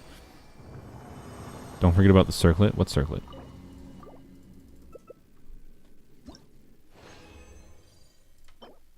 Wow. Wow. You mean the nymph circlet? I'm not going to level up the circlet right now. I don't care about the circlet. If it rolled ER, I would care about it. For sure. Because I'm lacking even in, like, off-use options for crit damage circlets with ER on this account. So, I would not... I would have leveled that circlet up if it had, but it didn't, so it might be good, to be clear. I'll keep it and level it up eventually. Do you watch the Jeff, Mr. Saluna? I do. I do. Not like his live streams very often, because he streams on Twitch, and anytime I go to a Twitch stream, like, I watch it for a little bit, and then, like, an ad starts in, like, 10 minutes, and I'm just like, alright, bye. Like... Stabilize. So, anyways, I watch the Jeff's analysis stuff, and then, his most important, if you want to watch any of the Jeff's videos, his most important videos tend to be his post-analysis videos, in my opinion. So, anyways, his pre-analysis are interesting as well to help understand a character before they release and figure out whether or not they're actually worth pulling for on like a utility value perspective, over just like the do you like the character perspective. Oh, it's not. Oh, okay, well, whatever. Who tells you? That's fine. All right, we gotta finish this piece. Where'd it go? There it be. Alright, we went to the effort of farming more just to level this boy up. Surely it won't disappoint us. And surely I'll have enough fodder. Post-analysis are more reliable than pre-release. Yes, for sure, for sure. The problem is most people don't pull for characters after they release. This game, man.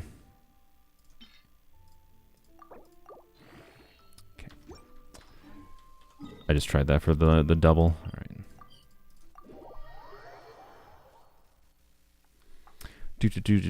Do. Artifacts. Crit rate, please. 10.5. I sure hope it doesn't get 10.5 crit rate, because that would be another minimum roll. I think actually. Actually, no. I think what is that? 8.9. If it gets a 2.7, that's. No, it would be over 11 crit rate, right? But 11 crit rate would be really, really low for 4 rolls. Like if it gets another crit rate roll, if it had high rolled, that could have been 14 crit rate. So if it only has like 10 crit rate with 4 rolls, that's real sad. But anyways, we'll see. I would actually prefer a crit damage roll because I already have I have an ER timepiece that already has very heavy crit rate. Like I have a 17 crit rate ER timepiece, and this piece already has 9 crit rate. I'd actually prefer a crit damage roll to balance it out if we're talking preferences.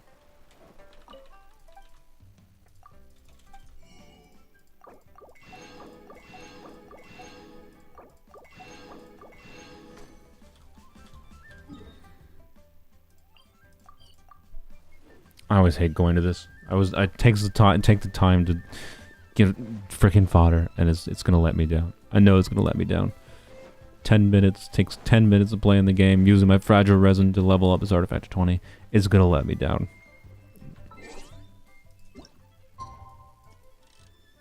I know I'm always a negative Nelly when it comes to leveling artifacts to 20, but it's always a 50-50 at the end. Determines whether or not an artifact is really useful to me or not, it seems. And then it just, without fail, it almost always. It's just, we'll see. I shouldn't be a negative Nelly, but also it's just the nature of RNG and how much frickin' XP it takes to get to level 20. Best Crimson timepiece is 14 crit rate, but you have no situation to use it over your EM run. Yeah, I mean, that happens with a lot of your artifacts, but it's still nice to have them in case you need them. Alright, that should be enough.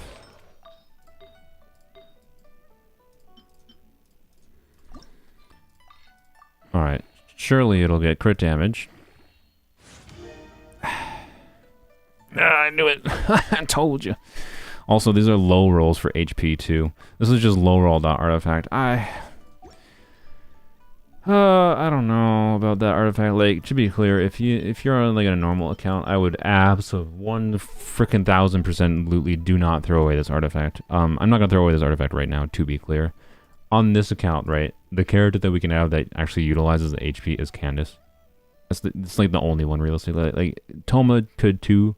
Like it can increase his shield a little bit, but like it's not really the kind of build I prefer to go towards on Toma. Versus like having more EM on him for Burgeon, right? So,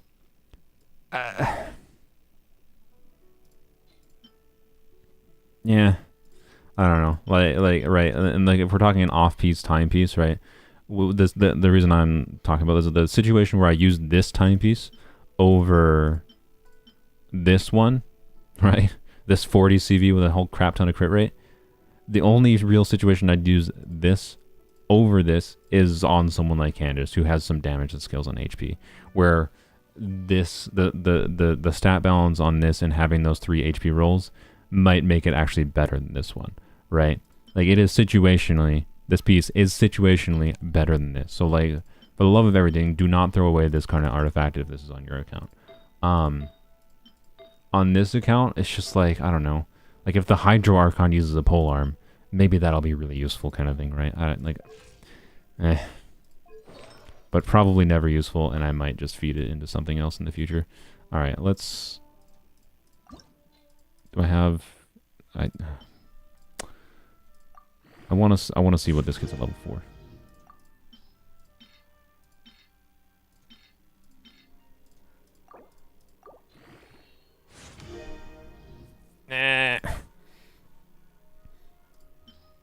I could throw this piece in. I'm like 90% sure I'm never going to use this piece on anyone or in Candace. It's a pretty high stat value piece, to be clear.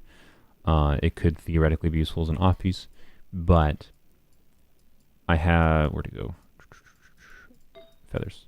I have this piece, right? So like this is basically the same crit value. It's technically ever so slightly less crit value, but has 3 HP rolls and most importantly an ER roll, right? Like I know I'm going to prefer to use this piece over this piece. If it rolled ER, I would absolutely just feed it straight in. So I don't know. Do you want to see me feed this piece in? The thing is, like, right, losing the ER means that like it would be legitimately problematic. Like Candace would probably not have enough ER if I put this artifact on her instead of the 10 crit rate one. Sorry, 10 one. But it's also double max roll, and it has HP %. So like it's still high stat. I don't know. What do you decide for me, chat? I'll throw away that piece if you want me to throw it away. It's going to get thrown away eventually. There's a reason it's unlocked. But no more Archon polearms. Yeah, I doubt they're going to do the Hydro Archon and the polearm, right? I was just throwing that out there as an example. I'm not actually holding out hope for that. That was my example of like, maybe if that happens, this is useful. But if that doesn't happen, this is probably not useful, right? That's kind of my point. It could be useful in the future, but it's not useful enough to me to think that I think I'd rather just like throw it away into something else at this point when I have other options. But I don't know. If I end up needing it as an onset piece, to be clear, it could actually be really useful. But I like this set. Never seen a crit rate circlet, not even a trash one. Yeah, relatable, Sylveon. I relate. Can't get my heart up pieces. I don't know. You want to see it, chat? I haven't seen anyone say.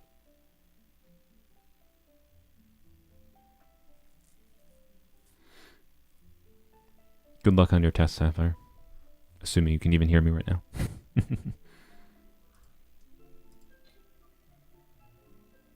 Decide for me.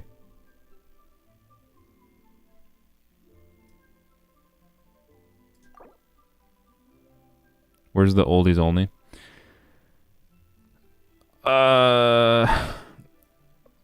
Star Rail came out. Star Rail's a better game.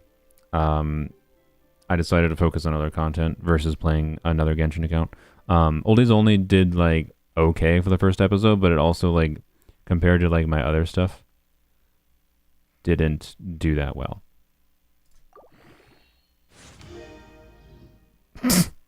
Wow, that was a good trade.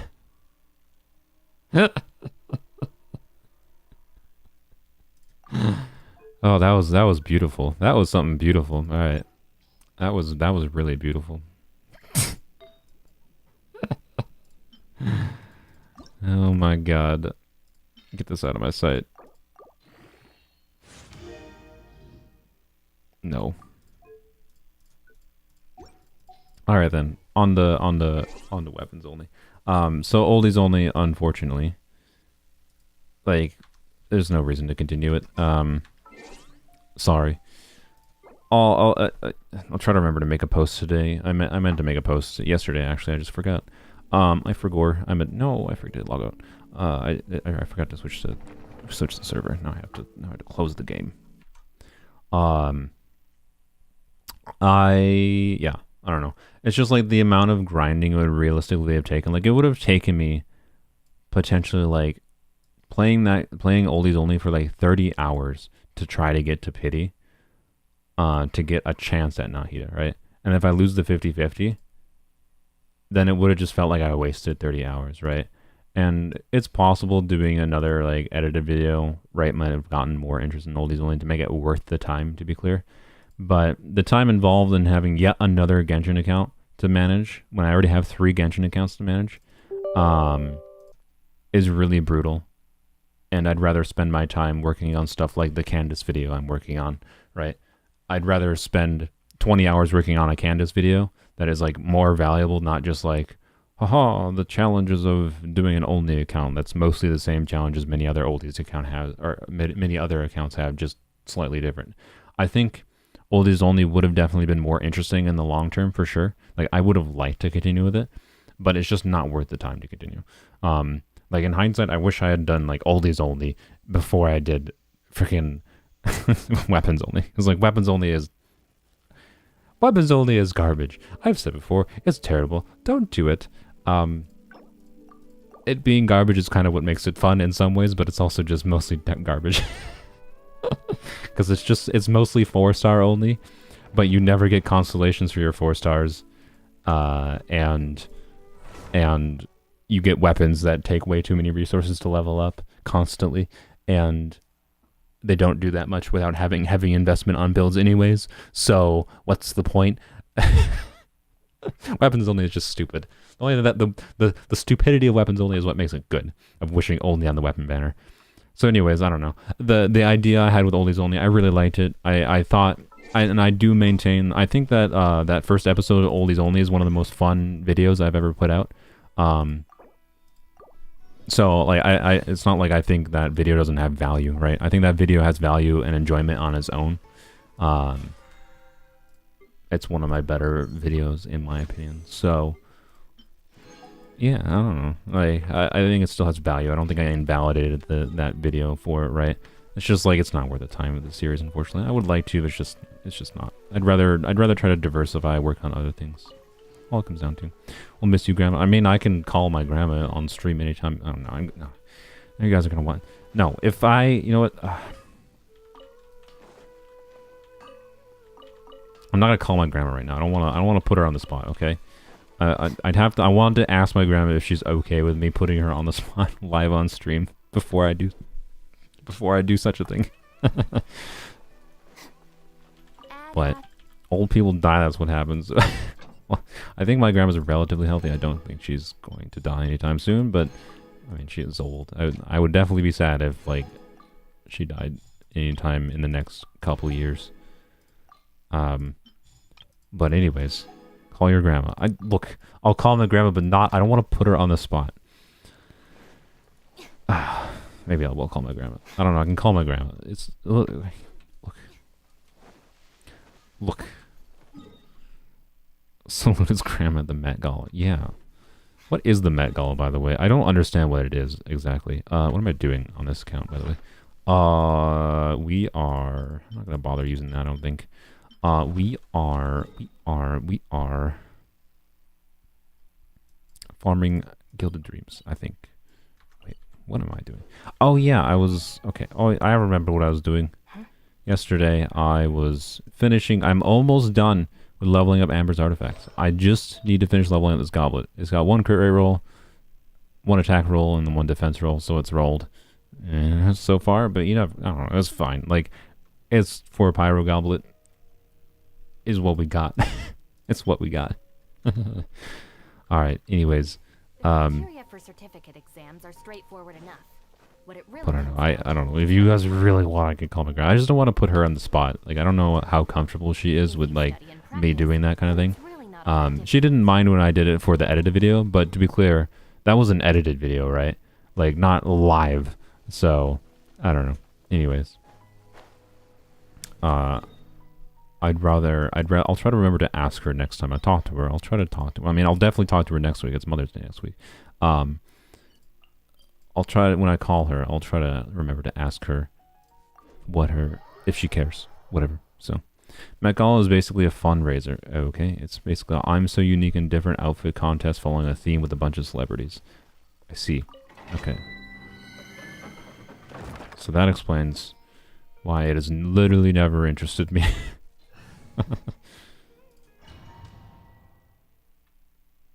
It's from rich people dressing terribly. Yeah, there you go. Your best Pyro Goblin has flat HP, flat def, flat attack, and ER. Hey, at least it's got ER.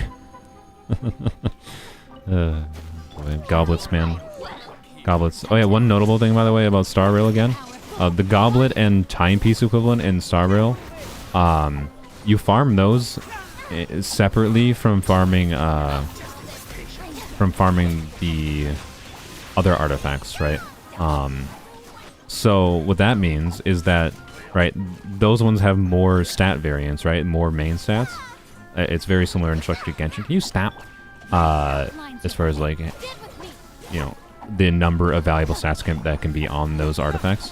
But because you can farm specifically for those, right, where you specifically will get goblets and timepieces dropped, it heavily, again, reduces, like, that problem, I think. So, I think Star Rail's artifact system is probably much better balanced, even as fundamentally very similar, as far as like the randomness goes and upgrading them goes and whatever. They've done a number of things that allow the player to have more control over what they need, such that it makes the issue of being like, ugh, I just need a timepiece. Ugh, I just need a decent goblet now, right? Much less of an issue, right? Because now you can specifically farm to substantially increase the chance of getting a good goblet rather than just like farming for 3 weeks and not even seeing any more than 2 goblets because you got unlucky, right?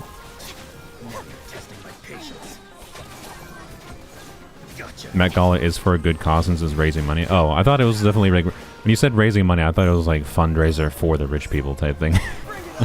I did not give the benefit of the doubt and assume it was for like charity.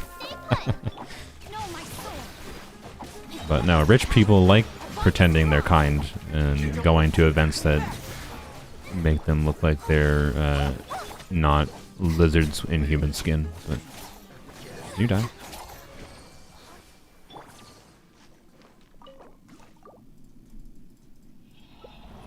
Forgot how bad your resource management was in early game until Star Rail. I mean, I would say just don't worry about it that much. You can reroll Doom to an extent, right? No. So, unless I've misunderstood something from when I found out, the thing that I was hoping was a reroll system is not really a reroll. So, once per battle pass, right? So once per patch, basically, you get one item from the battle pass that when you're using the strong box, right, where you can like go and feed in 10 garbage artifacts, you can go feed 10 garbage artifacts to get one specific one. So say you need, you know, you're looking for goblets, right? Or looking for link ropes, which is your timepiece equivalent, closest to timepiece equivalent. Well, okay, great. You can go and like put 10 into that and get one of those. Normally those are still random, like main stat though, right? All that item does in the battle pass. Oh my god, I am struggling to brain here. All that stat. All it does is let you choose the main stat. The substats are still random. So I was initially quite excited to see that, but after seeing how it actually functions, it matters a lot less than just the fact that you can like control which artifact you get in the first place. Like the fact that you can control what artifact you can get and guarantee getting the right main stat but not the right substats once per patch. Like when I was initially told about it, I thought it was like a rerolling system where like I thought you could take like your defense percent timepiece that has like crit rate, crit damage, attack percent ER, right? Or whatever. And like it's crit rate, crit damage, EM, ER, and you could like change the main stat to attack percent from defense percent or to energy recharge or to EM, right? That's what I thought that material was going to do. And okay, thank you, game. I actually really wanted this stretch of the last few weeks I've been farming this domain, by the way. I've gotten so many frickin' flowers in Gilded Dreams, and I do not need crit flowers. So finally getting a potential... Did I say flowers? I got a ton of frickin' feathers, and I've not gotten any flowers. Thank you for giving me a flower. So... Anyways, yeah, the re-rolling system is not really a re-roll system as far as I'm aware, unless I've missed something with Star Rail's Relic system. But it's not a re-rolling system. It's a choose a main stat of your choice when you strongbox once per patch. Like, sure, it's a nice bonus, but I can tell you I am not going to use those until until I get to a point where like I'm just like, I really want this one, like, quantum damage goblet, right? And I want to use 10 of those things at once to try to get 10 quantum damage goblets. That's what I'm going to do. So, like, I don't know. I literally might not use those for literally a year straight, right? Stop freezing yourself, you idiot.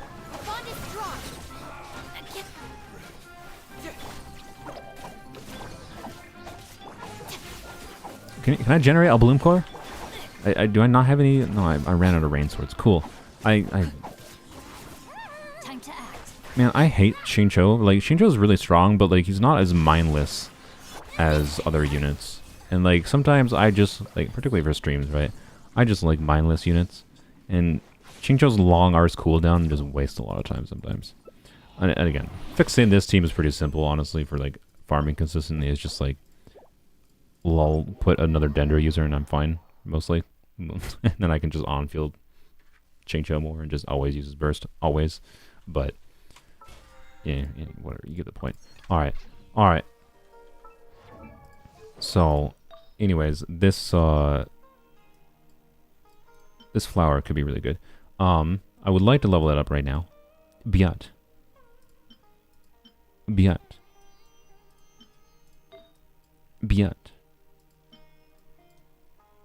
I don't know why I'm saying but like that. This is Amber Week. We're finishing with Amber Week, okay? I know it's the boring option, but you're just gonna have to wait for that flower, unfortunately. Skill issue. I mean, it is a little bit of skill issue. I wasn't paying attention. That's why it was like taking longer to do some of those runs. But like, it's also just like there's an upside to having units that are and teams that are a little bit more mindless. And most teams with Xingqiu are less mindless because you have to be intentional with using him. And it's like a meaningful downside to him. And I'm not trying to like compare Xingqiu to Yuan specifically. I'm just saying in like a vacuum. Oh, thank you, game. That's a max or high roll crit rate. Thank you. Okay, that rounded out quite well. So our Amber's artifacts. All right, what's Amber looking like now? So she's at 1595 attack. This is with level 80 bow, and she's at level 70 still. And 4-piece Wanderer's Troop, and a 35 crit rate, 238 crit damage, and 120 ER. You might say her crit rate is a little bit low. And I would say you're correct. But this is Charge Shot Amber build, okay? And Amber can hit weak points. Weak points guarantee a crit. Therefore, I technically need 0 crit rate. So, get wrecked. It's a perfect build. I will have no complaints about it. Yes, I know I should use a crit rate circlet. If I get a crit rate circlet eventually, I'll switch to it, right? But like, honestly, overall is pretty good. Oh yeah, I have this too, by the way. I forgot about this. This could actually be an upgrade for Amber as well, compared to this piece. But I don't want to feed this piece straight into this piece. It's too risky. All right, what about this? What about this crit piece? I don't want to throw away this piece. Like, it has 12.8 crit rate at level 16. It rolled entirely into crit rate. I can't throw away that piece.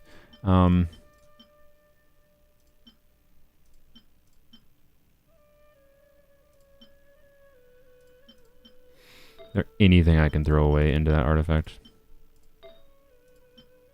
Anything. Maybe that. I don't know. I shouldn't throw away this physical goblet, but I also, like, it's a physical goblet. I don't think I have anything to level up into. Ah, frick, man. I would really like to level this piece up to max today, but I don't think it's doable. Not without throwing away a good artifact.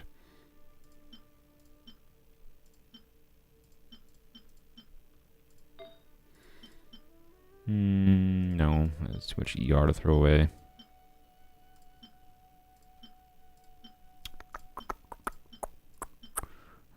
Kind of need all those. Okay, okay. Sadness. Okay. But yeah, this piece I need to level up for Amber still, because I got this from a boss drop or something. And then obviously we need to level up this piece. So, you know what? We're gonna have to wait, unfortunately. I mean, actually.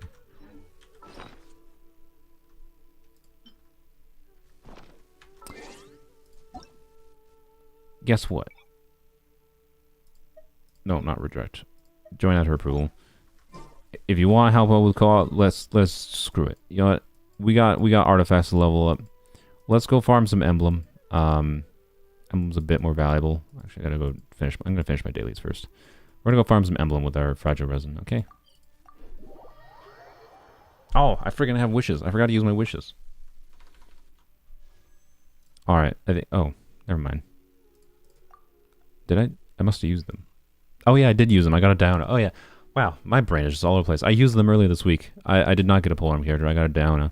Okay, well, yeah, Diona is not exactly useful. Anyways, if anyone wants to join for co-op, we can farm some. We can farm some emblem. I want to get that. I want to get that flower leveled up. Ow. I want to get that flower leveled up, and then maybe that other feather for Amber.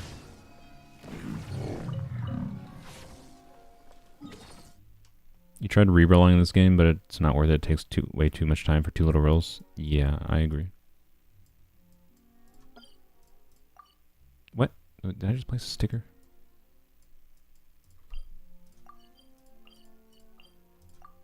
I think it was this one. Oh my god. Work game. Jesus Christ. Thank you.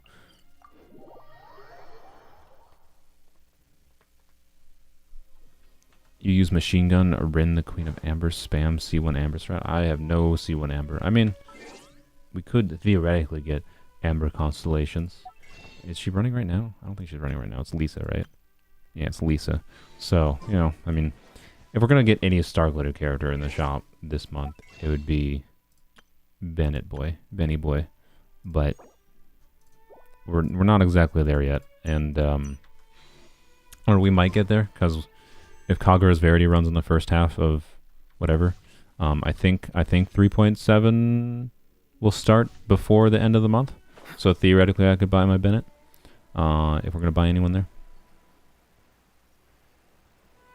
They'll join in a second. Genshin's just being slow. That's fine.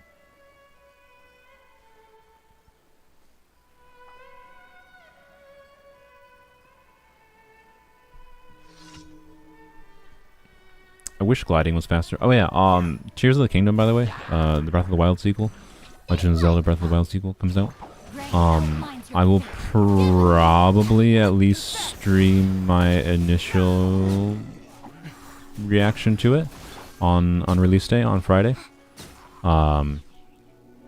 We will see if I stream it anymore after that. I might turn it into like edited videos, might not. I don't know. Problem is, like, just like uploading playthrough videos is not like the route to success on YouTube nowadays, right? So if I do any Tears of the Kingdom videos, it'll probably be more like after I played the game for a while, and if I still love the game enough to put in time to it, I might do, you know, Tears of the Kingdom, but I don't use my shield or something, right? Whatever, right? Which plenty of people will do. It's only on Switch. Yes, it is only on Switch.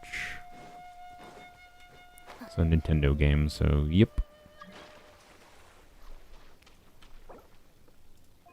Welcome, Sylveon.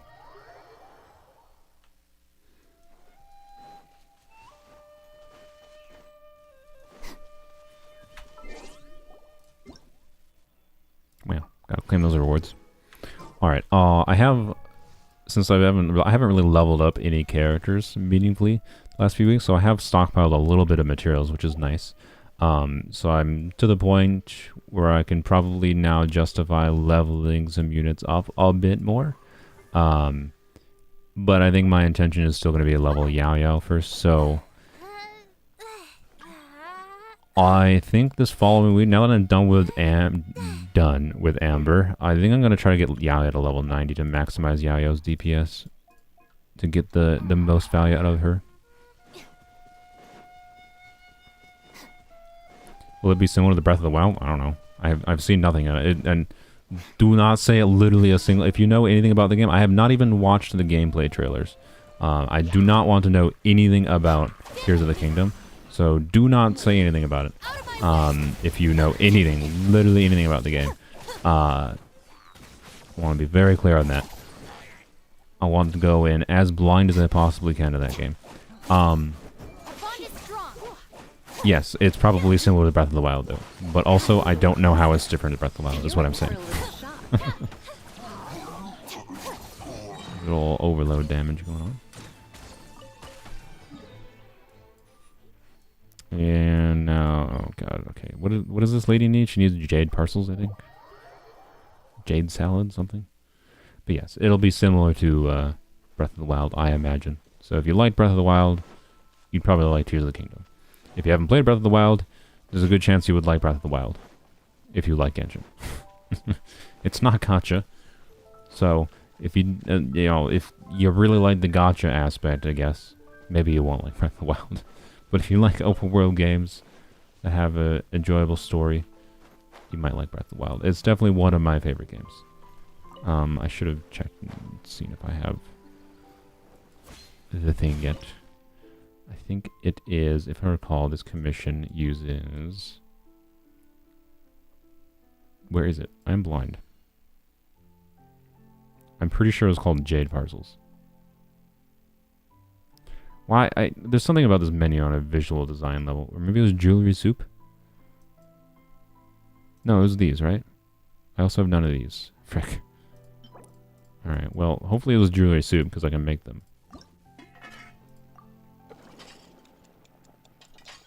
I recall it starting with J. That's all I really remember. Just let me know if you ever find yourself in a pinch. I can help you out. If it's Jade Parcels, I'm gonna be a little bit mad. A Genshin without gacha sounds good to me. Yeah, okay. They'll probably like Breath of the Wild, and you probably like Tears of the Kingdom. But I haven't played Tears of the Kingdom, so I don't know. If it's in similar, if it's a similar vibe to Breath of the Wild, it could be at least a similar experience, just with like more story content, but hopefully better in some ways. I have some specific hopes for it. Jade Parcels. I hate this. I hate this one. I hate this lady. Go get your own food. This is EU server. Who did I buy the ham from? I don't remember. Okay, well, I hope it's not from her. Can I buy food from you? Why? What? Co-op in this game, man. Why? Okay, sorry, Sylveon, Silter, Slider, whatever. Piplin, you can try to rejoin. This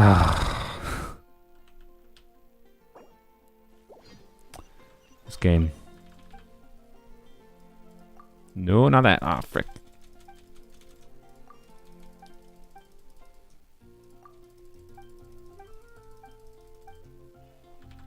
Yes, actually playing the way that, like, Breath of the Wild feels to play, to be clear, will probably feel substantially different than Genshin. But it has a similar visual vibe as far as, like, exploration goes. I'm not saying if you love Genshin that you're going to love Breath of the Wild, to be clear. But it's a very, very good game, and if Breath of the Wild hadn't come out when it did, my life might have actually taken a maybe on a monetary level, a better path. But on a enjoying my passions level, Breath of the Wild like reinvigorated my interest in games. I just missed. Like Breath of the Wild like re-sparked like my passion for video games, right? So it holds a special place in my heart because of that. And the effect it has had on games as a whole, like many games have copied a lot of fundamental things that Breath of the Wild did. Genshin being one of them, right? Like Genshin's base exploration style is definitely inspired from inspired is the nice way of saying it. Inspired by Breath of the Wild. I wish Genshin did it better, to be clear, because like one notable thing, if you haven't played Breath of the Wild and Genshin like close to each other, you might have noticed like how good like Breath of the Wild, like Genshin's gliding like for exploration, right? Obviously Genshin just copied Breath of the Wild's hang glider, and many open world games have copied that fundamental idea of having a glider to glide around an open world game and explore. It's a really, really smart idea for an open world game, right? And so I'm not faulting Genshin for copying the idea, but what I will fault them for is the fact that it feels like garbage. We are AR 8 now on weapons only, by the way, or AR 8, world level 8, AR 55. But yeah, this like it may like look pretty like visually. It's like, oh, a nice little way to sightsee and like look around. Like it's fine for like the base idea of scouting it out, but like as far as like traversing goes, it's really terrible. Like it's faster to run on the ground in Genshin than it is to glide, and that is a failure in my opinion. It needs to be the same speed at least. I didn't talk to her again. Hey. I hate this lady. I needed to talk to her again before I finish the commission. I was thinking and talking about something else, so I didn't. Oh my freaking god! I hate this lady so much. So, anyways, right. That just anyway. So like gliding feels worse, and then the other core exploration thing that Breath of the Wild did that many games have copied, including Genshin, is climbing. And in a similar level, climbing feels worse in Genshin than it does in Breath of the Wild. It just feels less refined. I can less nail down the specific rate. With gliding, I can tell you, it just the control you have with gliding in Genshin, like it just feels bad to like move around, and the speed at which you move around feels too slow in Genshin for gliding. Like I can specify my complaints with gliding in Genshin compared to Breath of the Wild. Whereas the climbing, I can less nail down the specific reason why, other than it just like doesn't feel as refined. It's overall fine, to be clear. But it's like if you're gonna copy, can you at least copy it and like do it right? Anyways, so yeah, Breath of the Wild, very, very, very good game. Tears of the Kingdom probably will be too,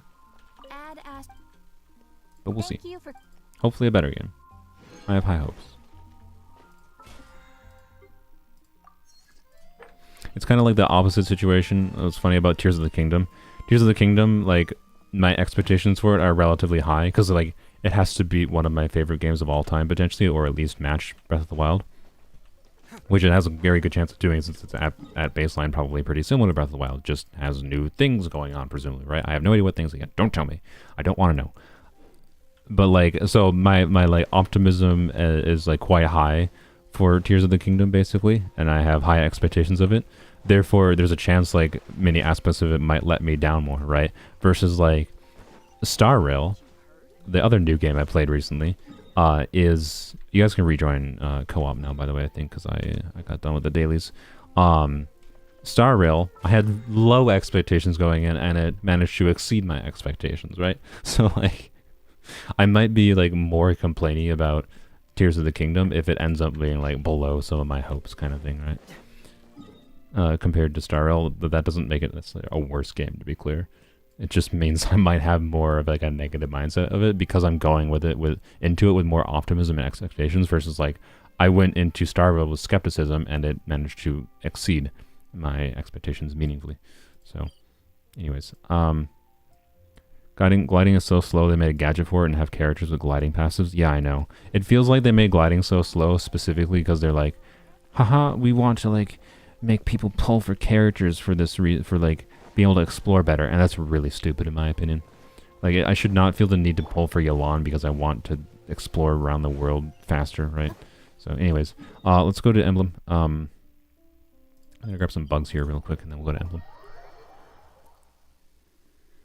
If no export to PC, no gamer population will have any idea of the game, of Breath of the Wild, Tears of the Kingdom.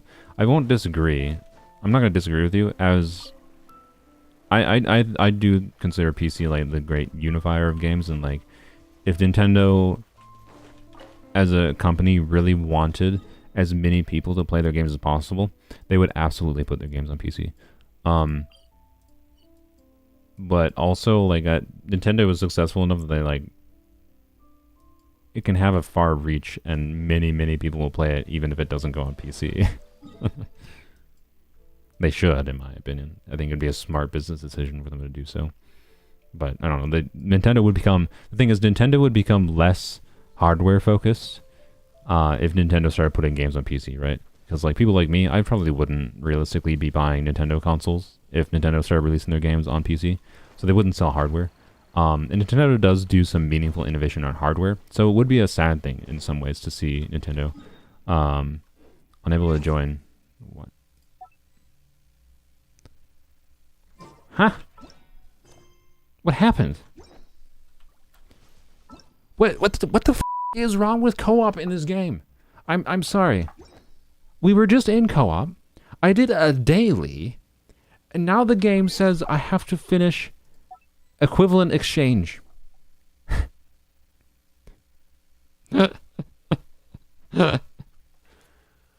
Oh, for fuck's...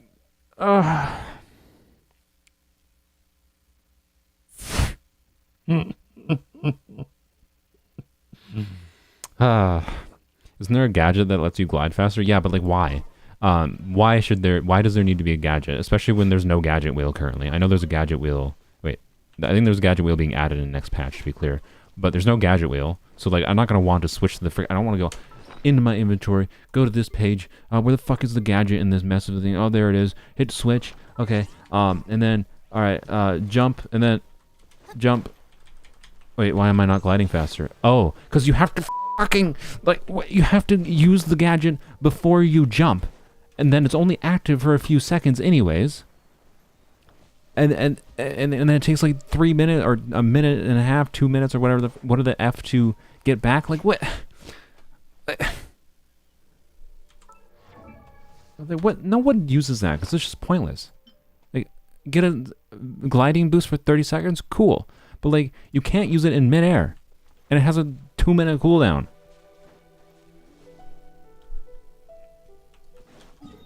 So, anyways, why? I triggered a quest in the shop.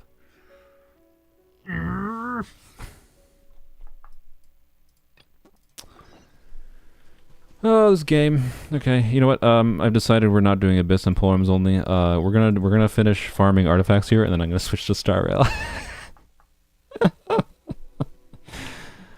For fuck's sake. But yeah, with Venti you can glide faster. Yeah, I mean that. I don't even remember what.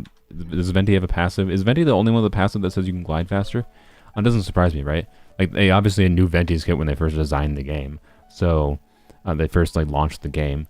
So I honestly think they intentionally made the gliding speed slow so that they could like try to get people to pull for characters and spend money to have like better exploration. I genuinely think that's the reason they did that. What did I go here? Make satisfying salad. Do I have it? I do have it. Okay, good. He reduces stamina. Oh, okay. So he doesn't improve gliding speed. So I don't know. Like it's so like it's just like yeah, the speed that the gliding should probably be is what that gadget gives you at base, in my opinion. And then that gadget could be useful in situations still if it sped it up even more, right? But like the fact that I never want to glide and I only like glide for a little bit to like look around for a short bit, and then I immediately go and plunge down to the ground to run because running feels better and is faster. Like yeah, and the speed is not the only problem. It's also like the maneuverability. I just had to finish that. Oh my god, I thought I had to finish the whole quest. I literally just had to talk to the lady and give her a piece of food to not have co-op. What is wrong with co-op in this game? My god. Okay, So, anyways, the gliding, right, it's less. Let me go up somewhere high. It's not just the gliding speed. It's also a problem of like it feels like a really basic implementation because like the way you like maneuver around and like you want to turn around, it just feels so much worse in this game compared to Breath of the Wild, right? It doesn't really feel like they tried that hard to make the gliding feel that good in this game. On top of the gliding speed specifically being maybe something of either a mistake or something they did intentionally to make people pull for characters that they might plan for in the future. So, okay, anyways, we're gonna finish farming here. This game has annoyed me enough today, I'm not gonna play it more past doing the farming. Sorry upsetting you with my comment. What did you upset me? I didn't mean to. If I was sounding like I was upset, and I don't think I was actually upset, I was just going off of whatever you said. If I sounded upset, I wasn't actually that upset. I might have just sounded upset. I don't know. I was just kind of like ranting off of whatever something you said. So if I start a rant off something you said, isn't that like I gotten mad from it? It's just that it caused my brain to go down a path of whatever, a path of trying to solidify my point, I guess, maybe, is what I'm saying. We got derp. Herperterp. We have to use the resin. That would work. Alright, we're not, okay. I was gonna say I'm not gonna use the transient resin. Why would I not use the transient resin, though? Is the real question, right? So, actually, I think use another one. Craft 5. No, that's 6. 5. Alright, there we go. And then I think I need to farm one of the weekly bosses too this week, by the way. I don't think I have farmed. I farmed the Dvalin and the Doggo, I think. Level 39, sure. I think I farmed Dvalin and the Doggo. Yeah, I need to farm one more boss this week. Alright, let's do that first quick then, and then we'll do farming whatever else. And farm you. I did child. I think I did child and Dvalin. I would do the dog, because the dog I do need the materials for, but we're in Iazuma, so I'm just going to go here, because it's a faster teleport. Any tips for studying? I don't know. Studying, like, depends so heavily on the person. I found the best thing that helped for me to study is to just turn off my other BS, right? Because, like, with technology, like, man, it's so easy to just, like, be like, alright, I'm going to study. I'm going to go, like, work on whatever, right? For me, I don't usually learn that well with, like, just reading or whatever, right? But if it depends what you have to do, right? If you have to read, I definitely recommend taking notes. Taking notes is what worked for me. And then there's like other forms of studying, of course, outside of just reading assignments, right? That might happen.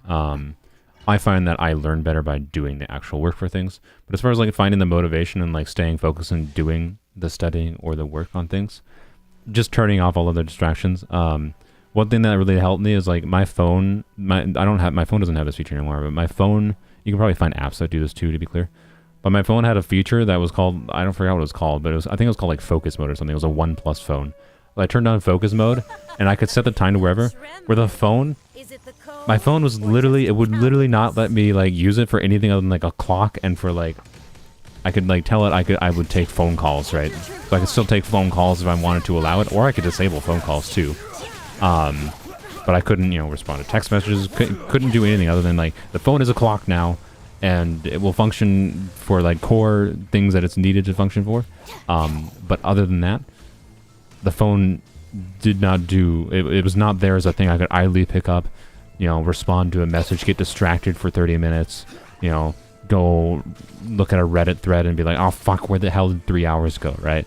Because like that's what I find is like, you're like, yeah, I'm focused, I want to motivate, and I still have this problem today. I want to, work on this thing, whether it be studying, whether it be editing a video for me, right? And then my thought goes somewhere else. I grab my phone, I go look at a thing, and then now my thought's gone to something else, whether it be just thinking about something else, or just getting distracted by whatever consumption of online media that is we're just like awash of nowadays. So, yeah, that's my main tip, I would say, is go throw your phone in the trash. And also, hopefully, that didn't always work for me, to be clear, because, like, I was usually working on my computer, particularly in college, right?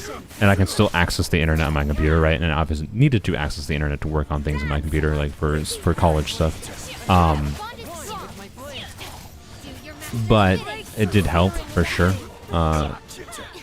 and it helps even more if your computer is something like you almost always only use your computer to do like school stuff or to work on things. Your brain will have a much easier time, I think, at like not just randomly going on Reddit on your web browser, right? So, anyways, it depends on you, but yeah, just and outside of like just having a lockdown mode on your phone, like a software feature that does that, by the way, you could also just like put your phone on silent and put it in another room, like just have it not near you, right? So like, there's a non-insignificant amount of effort required to go and like actually go and grab the phone rather than just like grabbing it, glancing at it, right? Like it takes active mental effort rather than just passively doing it. Hey, a Dream Solid. Thank you, game. I appreciate that. Garbage and garbage.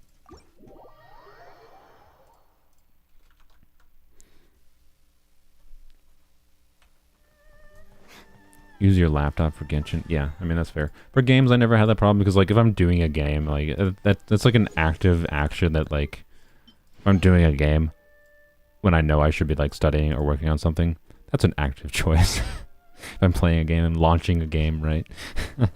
It's more the, like, the little random things that distract me on my phone, and then I start, like, randomly browsing whatever social media app, be that YouTube, you know, watching my favorite streamer Saluna, or watching, you know, or reading Reddit, reading Twitter, Instagram, whatever, TikToks, whatever name you, right, whatever social network you can name. Getting distracted by all those little things I find much worse than the action of like launching a game or something. Like if I'm launching a game when I have other things to do, that's just like classic procrastination where like I so badly don't want to work on something, and I so badly want to do something in game that I don't. That I don't.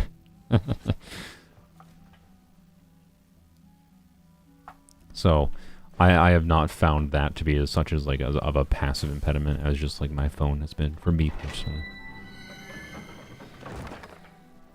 But it might depend on the person. Yes. Oh yeah. What Sapphire is saying? Yeah. Just sit down and start. The more you think about it, and yeah, the less you'll have time to start with it. Exactly. Just go and do it. Try to remove distractions. Just go and start, and you'll be good. You'll be good. This is an annoying domain. Let's do Benny Boy. We'll buff our Chunkster and our Mono Cryo. Let's go. We'll try to shred the shields and get through this. I mean, Mono Cryo should be good for this domain. And I will buff and heal and hopefully not die.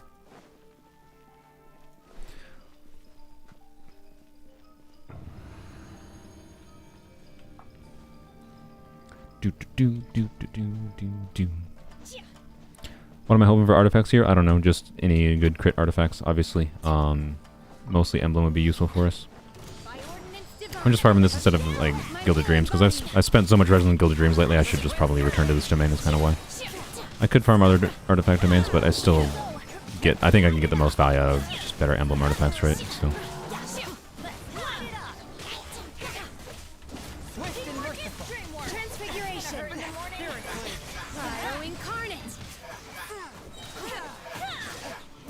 This boy is just getting knocked out.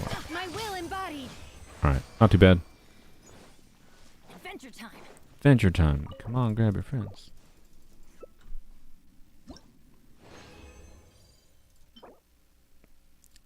Sure, it's got a crit line. This is the kind of artifact I really don't want on Emblem. Like, high stat value potentially, especially if it has like a crit line last roll, but like I really would prefer double crit at this point in this account.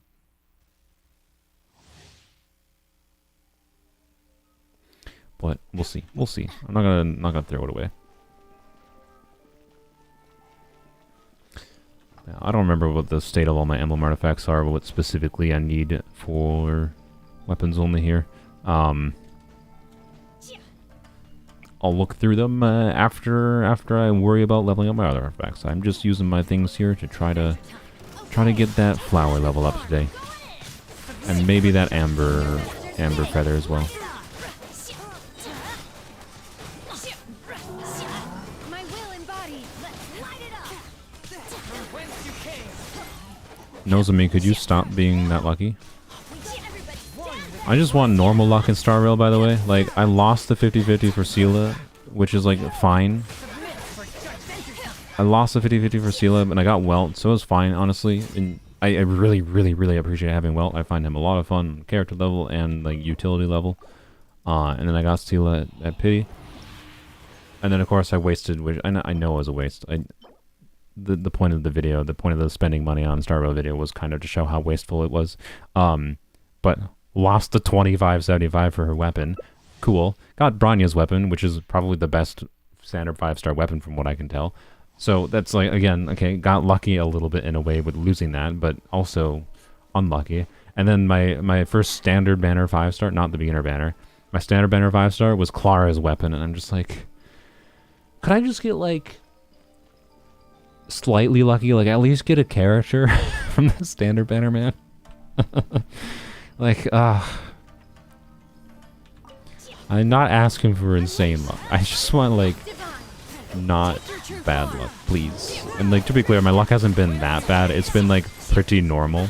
Like, nothing crazy has happened on my Star Rail account. But, like, I would like to get characters, please.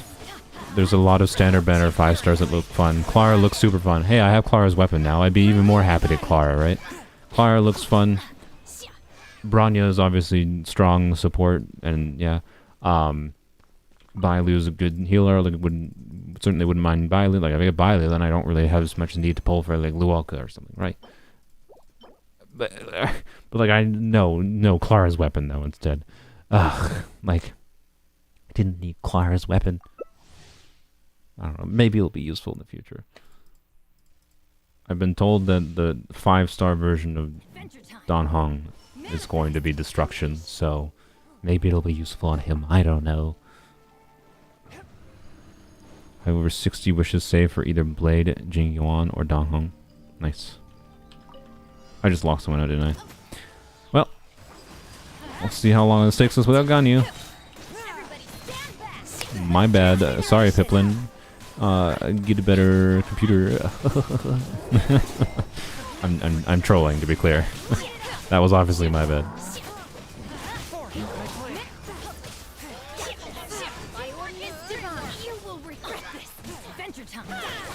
Ow. I died. Uh-oh. Couldn't break the curse. I believe in you.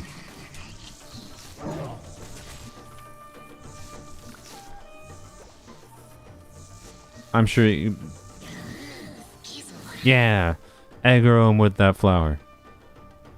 Look at that. Look at that damage. I actually want to see it. Can you teleport to him? Or to that? I don't know what Piplin is, boy or girl. Sorry for assuming gender, but... teleport to Piplin! What are you doing? Bro, teleport over there. I want to... it's fine. You know what? It's fine. Because Piplin can walk over here. But I feel like Piplin's going to walk over here and then it's going to teleport away. What is this butthole doing?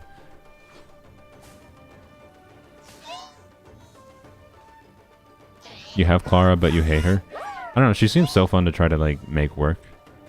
And, like, from what I've seen of her damage potential, it's actually ridiculous, by the way. Because her counter mechanic has, like... Yeah, I don't know.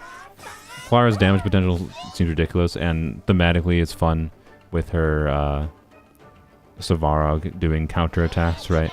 And mechanically it's interesting. So I would be more than happy to have Clara. Okay, good. He's still stuck teleporting here for some weird reason. Yeah, I figured he was trying to teleport to us because he's an idiot. Welcome to the dumbest creature in the universe right here. Tries to teleport on dead bodies.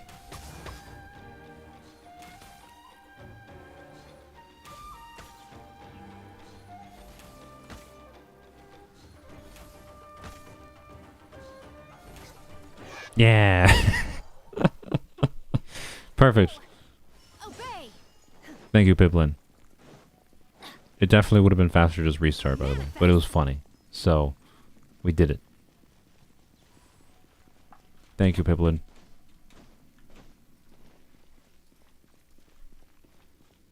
It's because there's a barrier in the way. I don't think it was the barrier. I think it was teleporting to our bodies. It could have been a barrier. I don't know. I don't know. I don't know the logic of... Maybe. I don't know the logic of how the enemy teleports. It could have been the barrier. It could have been our dead bodies. I am not sure.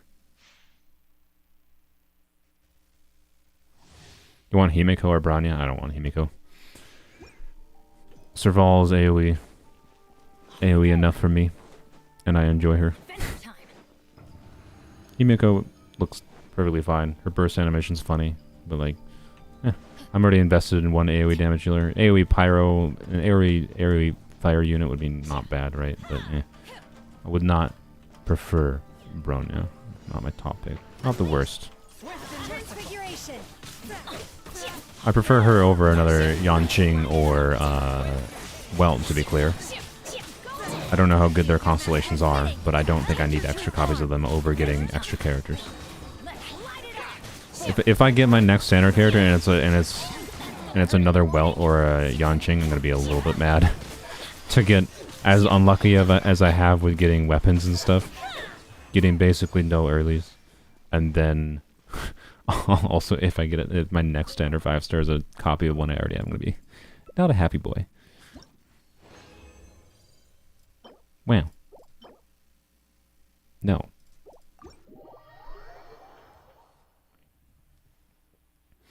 Mechanic for Abyss Mage teleports is that if it doesn't have a valid place to teleport, it just teleports in place. Okay, I see. So, yeah, you're probably right with the barrier then.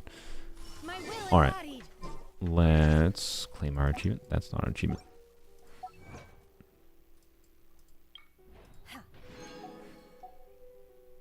Oh, I forgot to record that whole sequence of farming. Alright. Well, I farmed... If this goes in an edit video, I farmed a whole bunch of emblem with our fragile resin because we need to level up this artifact. We must see its fate. This is probably not enough to get it, maybe not even to level 16, but we'll see. We're going to have to farm some more just even to get it to 20, which is annoying. Alright, level 4. Okay, it's fine. It's fine. It's fine. It's a mineral attack percent, but you know it's fine. Oh, nice. Nice crit rate roll. Oh. Nope. And... okay, okay. I'm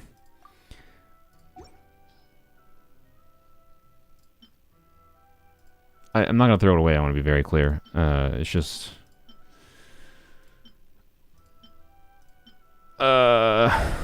It's probably not even necessarily that much better than this one at this point. Like, it's probably... If it gets 2 more crit rolls, it's definitely an upgrade over this one, to be clear. But, like, not an insane one. My pole arm doesn't distinguish friend from foe, and there is clearly a limit to the red rope's power. That's why I loathe crowded areas. Am I even gonna get it to 16? Oh, this game. Okay, don't throw those away.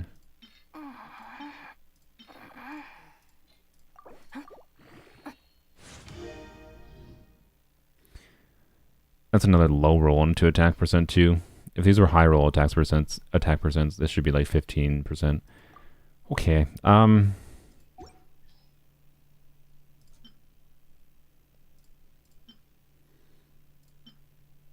At best, this is, what is this right now? This is a 13, this is an 18 crit value right now. It could be like a 25.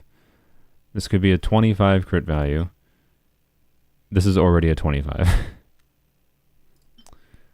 The criteria for certificate exams are straightforward enough. I don't recommend doing this. Is whether you are willing to put in the time. But I'm doing Study this and practice, then it's really not all that difficult. because I can. And I can take this risk. And understand the risk. I don't advise this. This is still potentially a good artifact. But it's insulted me, so it's going in the garbage. it was worth it. Alright, that's nice. We got a max roll crit damage and a high roll crit rate. The defense roll is obviously a little sad, but that is probably better for our Amber. We're losing the EM, to be clear, which is not ideal, but the crit rate is, I mean, I know I trolled and said I didn't want to need the crit rate, but the crit rate is kind of important. Alright, we're gonna farm a few more times, and we're gonna finish leveling up that artifact. And then we're going to switch to Star Rail because the game has insulted me.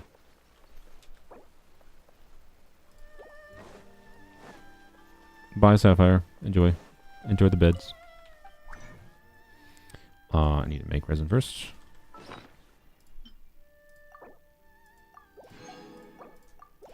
Oh, do I have to use... I don't want to use... I don't really want... we're gonna do 3 runs. We're gonna do 3 runs, and then I will like, I haven't bought out the Rito shop yet, and I haven't bought out the Sumeru shop from artifacts, and I can do a little bit of an artifact run if I need to get it to level 20. I don't want to have to farm. I don't want to have to use all of my fragile, like 1 more fragile resin just to level an artifact to 20. That seems a little lame.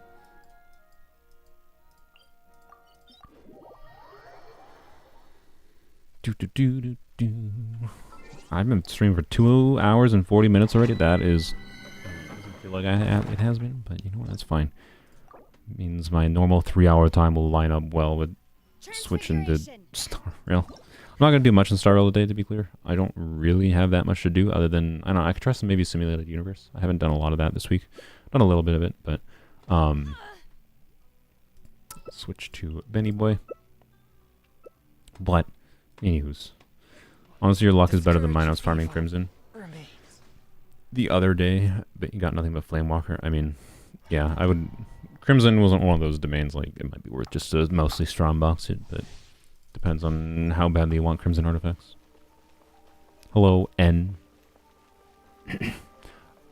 What happened? What happened to one of the peoples?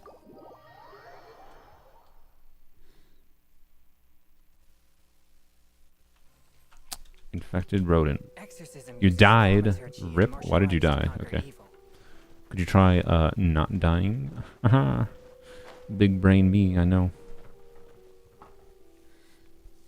I'd say my overall artifact luck is probably pretty average, because I have leveled up so many artifacts in this game that I can basically assure you I lie in the average. Now, I do have definitely a statistical anomaly goblet on my Polearm account, to be clear.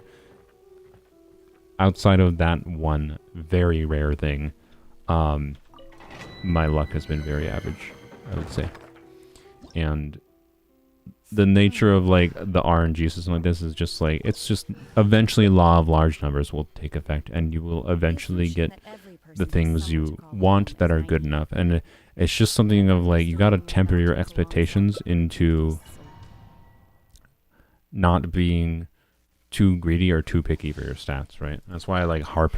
That's why I harp so hard on, like, and say, like, don't throw away artifacts like the one I threw away, because, like, that artifact could have still been useful, right? Especially if it rolled crit the last roll, but yeah, too many low rolls for me to care about it is all that really happened there. It started with a high roll crit rate too, I think, and then it did min roll crit rate, 2 min roll attack percents, and an HP percent roll. I just, right? That's why I threw that away. But that, even that artifact could still be useful, right? So, anyways, you get the point. If you're smart with the artifacts and understand that more stats than just crit have value, it's, in my opinion, not actually insanely difficult to get builds that are functional at clearing most of the content that this game offers. It is still nice to have, like, your really cracked builds, but you generally don't need really, really strong builds in this game for anything. You just need competent ones.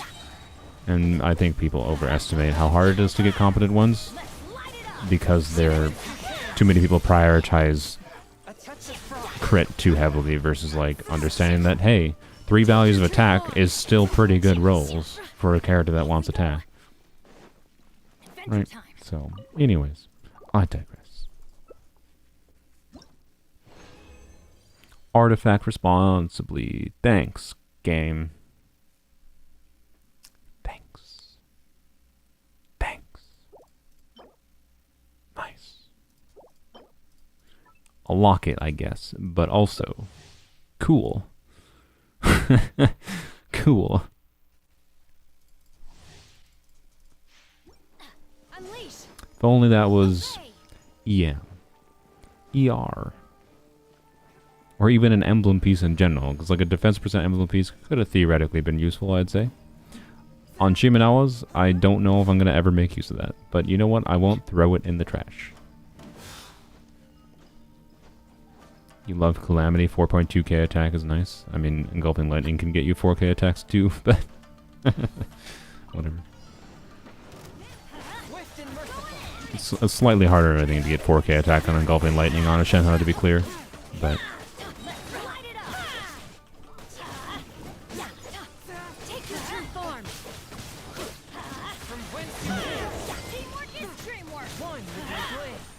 How'd you level up fast in HSR? The story? I don't know. I've done like every quest the game offered me. Really? I've done like every single quest the game offered me because they were fun. And fun is a little bit weird way to just describe like good stories. Like even all the little like side quests, I've like enjoyed most of them, right? So point is I wanted to do them, right? So I did all the little side quests. And I logged in, done the dailies, and spent the toilet paper every day. So, you know, I don't know. That's all I've done. And done story content. That's it. That's it. And I haven't leveled up a crazy amount. Like I've seen some people that are like AR 40 or level 40 already in Star Rail. I'm only 35. I should get to 36 today once I finish daily stuff. Alright, hopefully last run here.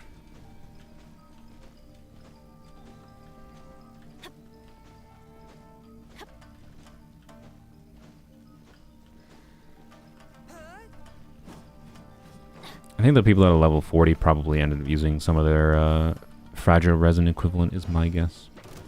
Or they've just done a lot more story than I have. Like I said, I have stopped doing the story for a short bit here. Just because I want my friend to catch up. Which I think he's about caught up. So.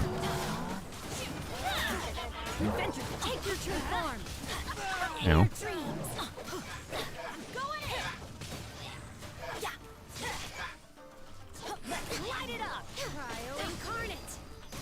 Ow.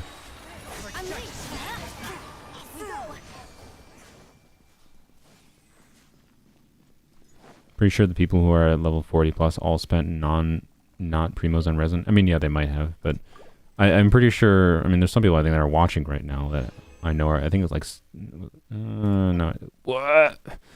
I'll take that. I think. What was I saying?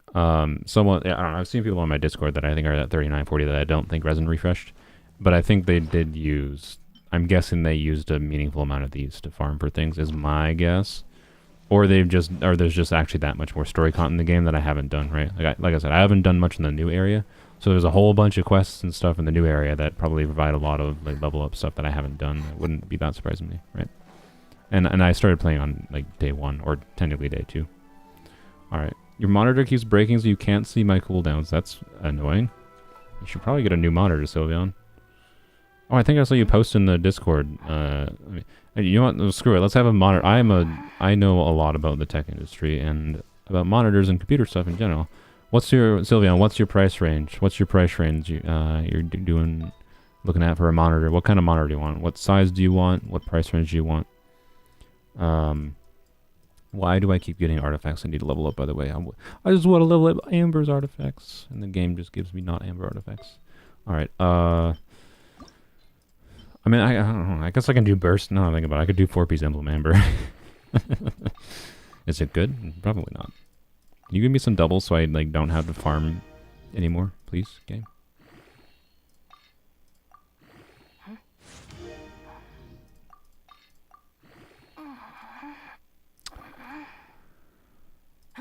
I would like to save things for. I would really like to save things for Strong box. Oh, I really... Okay. Ah. No, I don't feel like going and grabbing all the shop ones. I just don't feel like it. Where is there it is, okay.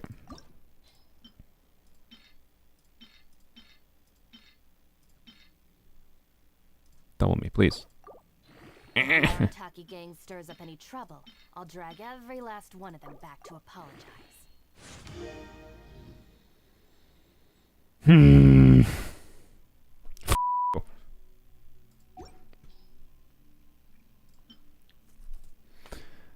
Really wanted a crit roll there, because like a crit roll would be like, alright, 1000% we're just using this on Amber. Honestly, I think I'm going to throw it away. The reason I'm going to throw it away is because I want to put this into that emblem flower that we just got. And this piece has like a higher damage value, and like, I don't know, if we're talking losing 3 EM and 2 attack percent rolls for gaining 7 crit rate for Amber, like yes, the crit ratio becomes better, but also, for it's a meme build on Amber for maximum charge attack damage anyway, so screw it. Screw that artifact. I would have definitely kept it in if it rolled crit. As just an insult. So you know what? Final chance you got for the day, game. This could be a godly artifact. I'm feeding you a good artifact into it. Good artifact in, good artifact out.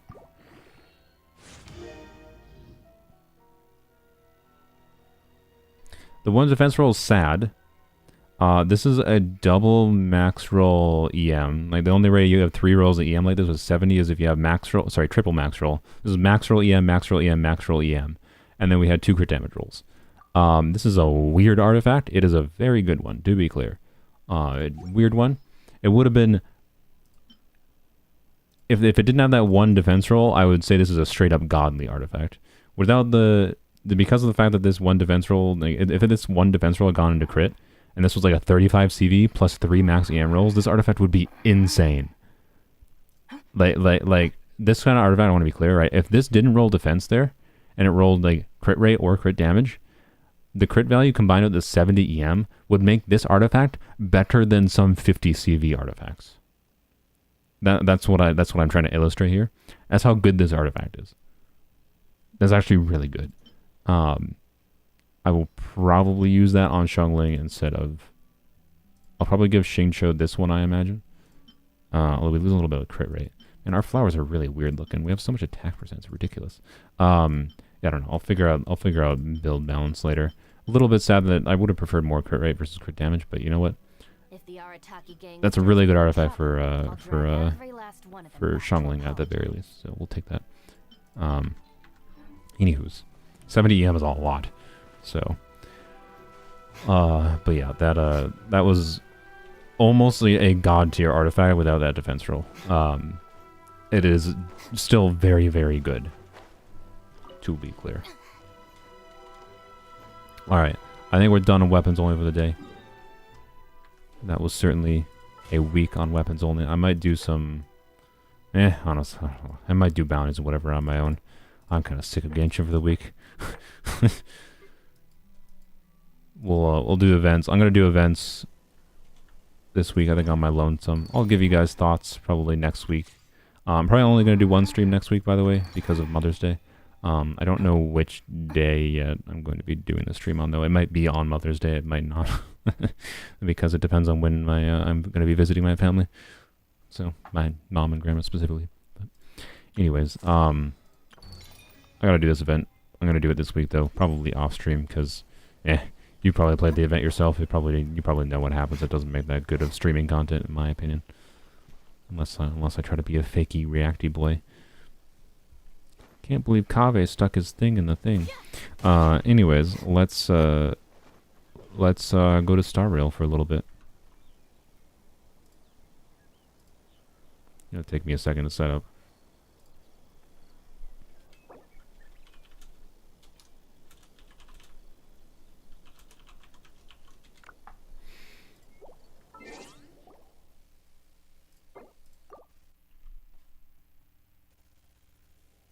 You got to use a VGA cable to connect.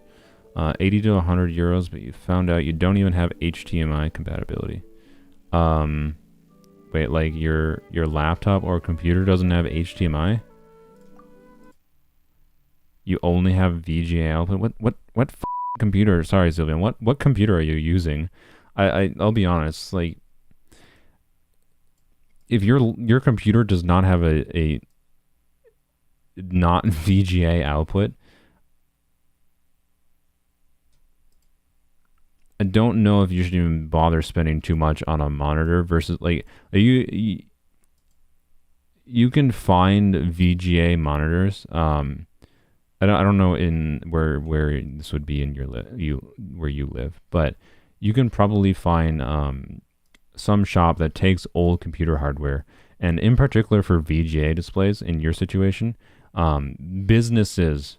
So if you want to just like go on eBay, the easiest way, businesses will dump lots of like old monitors on eBay all the time. Like because like what big companies will do, right? I'm gonna launch the game.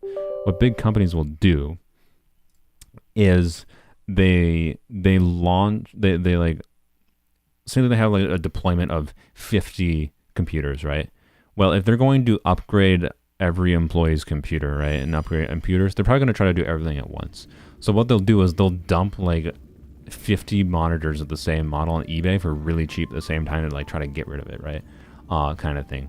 Or they sell them to recycling companies or that buy them off of the company for cheap, and then that company is the one that listen to eBay. So you get lots of like business secondhand products. And the reason I'm mentioning business ones in particular, this is loud, I'm sorry, is because there's probably a lot of like monitors that have VGA inputs that you can find that are cheap. Like you can probably find a $20 to $50 display that has VGA. HDMI is still not popular on monitors. Literally any monitor you buy nowadays that's modern, released recently, will have HDMI.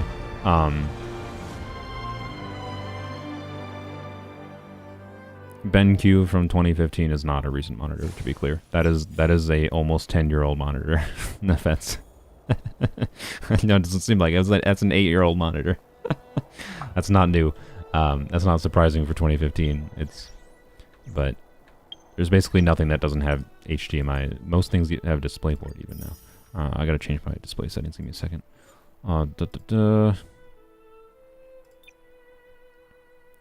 Alright, let's see if this is gonna work properly, hopefully. Let's make sure this is on screen. There we go. Okie dokie. So, my recommendation is you're running a VGA, a 2013 graphics card. My recommendation is not to spend that much money on a monitor. If you want, Sylveon, I can try to like help look on eBay for whatever. If you want, message me on Discord, honestly. If you want to message me on Discord, like details of like the approximate area you live. I'm assuming in Europe somewhere. I don't know exactly where. Where is my frickin' OBS button? There we go. Sorry. Let's make sure this goes away and this goes away. There we go. Okay. I can probably try to help you find something that's like quite cheap that should function. And I would recommend then saving your money for like getting a better computer. Like something that can output more than VGA data. That's ridiculous. And it's not necessarily like a whole computer you have to buy, to be clear. I'm just mentioning computer because like if your graphics card only outputs VGA, it might be just like update your whole computer time anyways kind of thing. But you might be able to get away with just buying like a newer but relatively old graphics card that still can like output HDMI that's really cheap. Like I'm talking like the cost of your 100 euros you mentioned in the United States, that money again, the used market might be different in Europe a little bit, I imagine. But if it's even close, right, I'm going to say like 150 euros is my ballpark guess, could probably get you an old GPU that should output HDMI perfectly fine and perform better, and a monitor that has HDMI. Rather than wasting like 100 euros, $100, $100 US dollars, whatever, on a new monitor that's like an okay monitor, right? Like you can get a pretty okay, decent monitors nowadays. Like you can do like decent refresh rate, whatever. Like good functioning, quality looking monitors for pretty cheap nowadays. It's pretty good. But like, if you're literally not even outputting an HDMI signal, like your monitor freaking outputs an, or your graphics card outputs analog, it doesn't even output a digital signal. The priority is a little bit different. It's kind of what I'm saying. So I don't know. Message me on Discord. I can like have a more in-depth discussion and like recommendations I can make based on where you live. I can try to find stuff on like eBay that I would recommend. So, anyways, and yeah, and you're gonna struggle finding new monitors that have VGA for sure. That aren't like weird business things that are overpriced because they're targeted towards businesses that I wouldn't recommend. What am I doing? So let's just do dailies first, and then I might do some Forgotten Hall stuff. Let's do. I mean, I should be able to use technique 2 times. I just have to use technique. I don't even have to do it on an enemy. All right, perfect. There we go. The daily system is so much better in this game than Genshin. So much better. Talk with the Wubbaboo to find out more. Sure, let's go do the Wubbaboo mission. Wait, that looks like it's on a different floor. No, it's not. Okay, never mind.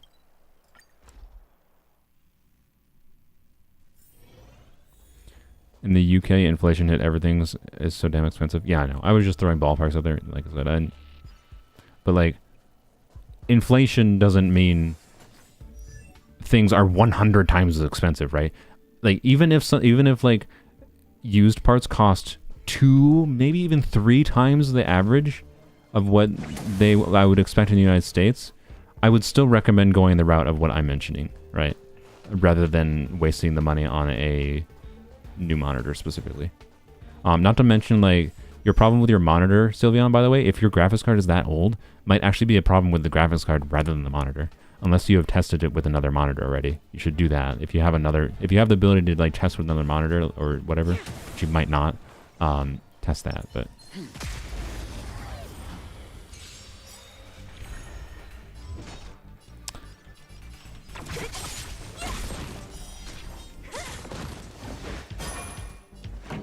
you locked onto well, huh? Okay, that's fine.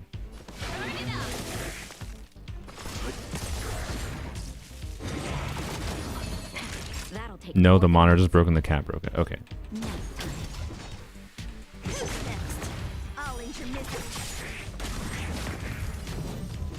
I'll free you from your disappear among the sea of butterflies. Illusions of the past. That doesn't change my overall recommendation, by the way. I just didn't know what was broken about the monitor. Yeah, let's try that. Ah, crap. Okay, oh well. I'll end your misery. Pretty good crowd today. Keep up.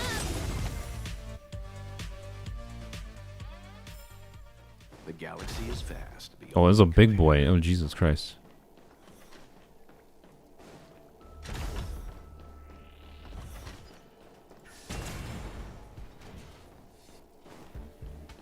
Hello.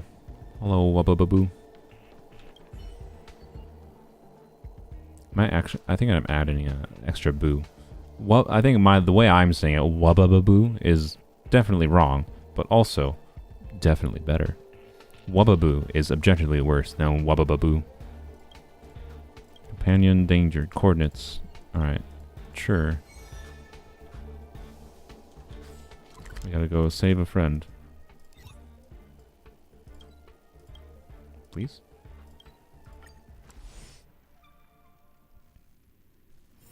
Because you're looking at a monitor and not upgrading your PC as they don't even know stuff was in it that was that old until today and asking for help. Yeah. That's fair. Oh, let's just sneak past this boy. Actually, I should maybe fight him because I kind of want the materials, but whatever. It doesn't matter. It don't matter. And they're all gonna die. Rip. The best is yet to come. Hello.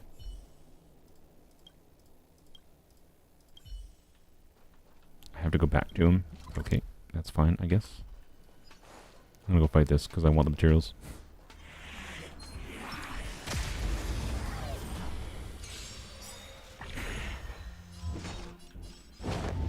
That should be good.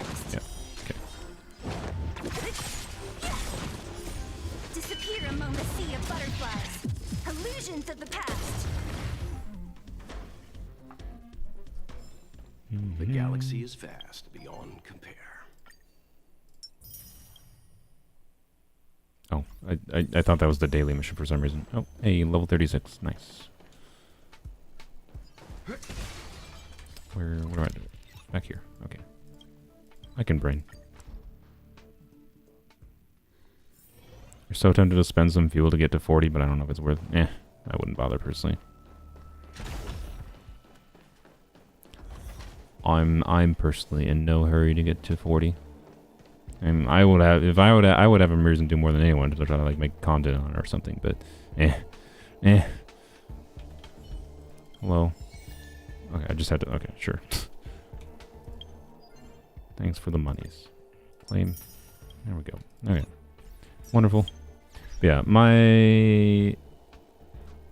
I've gotten the vibe that just with like dailies alone and like using your resin, you can get at least like at the level I'm currently at, I can get like a level every other day, which is like I'll be able to get to 40 next week, right? I'm quite confident about that, especially if I do some more story next week, right? So like whatever, right?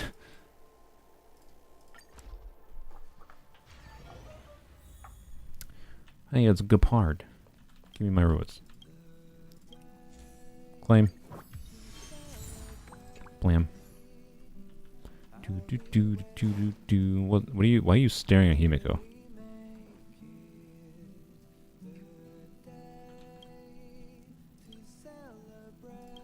Why is Gepard staring at you?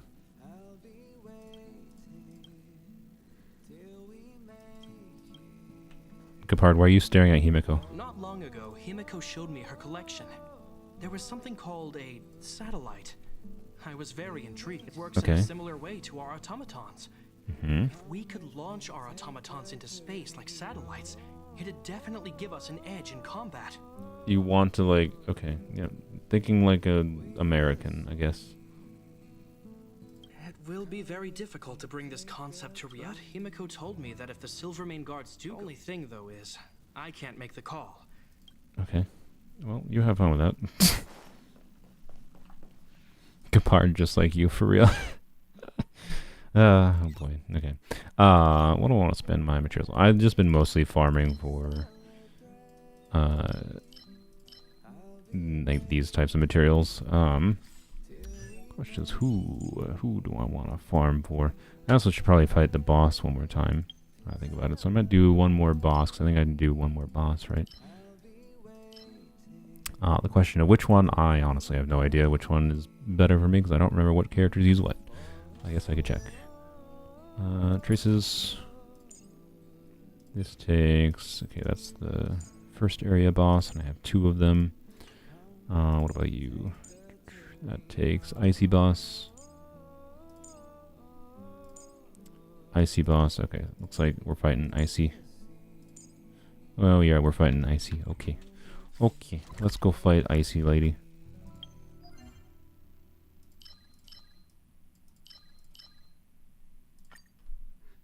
And then I'll do 2 runs, I think, for other drops. Which ones, I don't know. Once you complete character quests, they can go on the train. Yeah, I know. That's why Gepard was there. But that was a different line than Gepard has shown up once on the train before, and he said something different than he said the first time. Let's just start with this. I made a mistake, by the way. I definitely should have swapped and put Pyro main character instead of Welt. Whoops. I might actually lose because of that.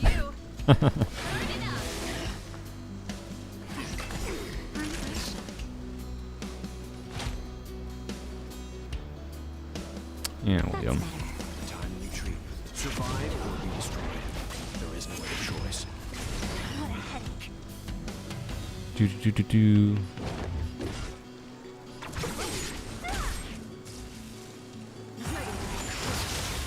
Ow. Just a little something. Don't love that seal is frozen.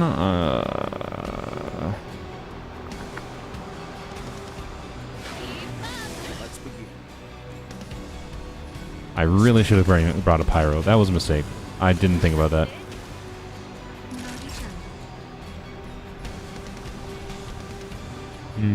Let's just... Don't mess with me. Smash. Firebreaker. Don't kill my characters. When is Natasha? Natasha's at the end of the round? Okay.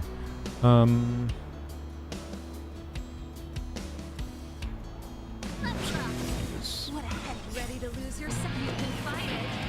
Or rock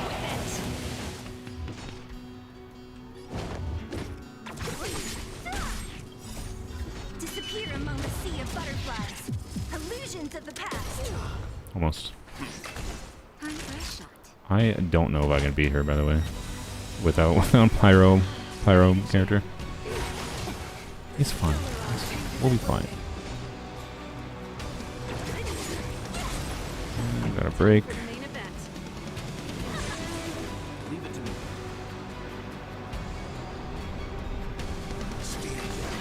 I think I need to do this. Schmack. I did not do that much. We got a heal from Natasha after this, so we'll be fine, I think. She took a lot of shock damage there.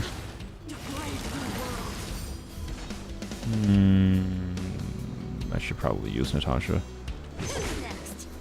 Yeah, I'm just gonna use Natasha now. I like that these weekly bosses take some amount of thought, by the way. I know I can just probably auto and it would probably be fine, particularly if I put the Pyro main character, but I find it more enjoyable to think through.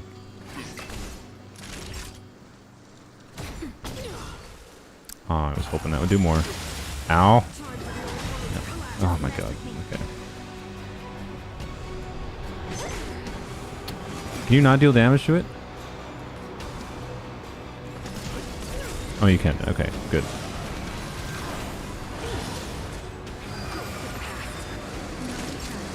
Okay, yeah. Ready to jam. Nothing that don't survive or be destroyed. There is no Delay your action. Pretty good Hopefully. crowd today. It didn't delay your action much, did it? Sad. Okay. Ready to lose yourself? You can fight it. Or rock with It'll be fine. Nice. it. I'll free you from your chains. Disappear among the sea of butterflies. Illusions of the past. Oh, that's not ideal. We'll be fine. We'll be fine. Don't worry about it.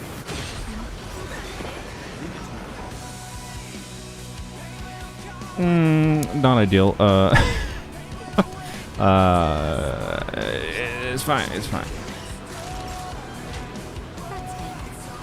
Ready to jam. I believe in survival. Songs for you. This is why I should have brought the Pyro character. Oh, great. That's awkward. She immediately recovered from break.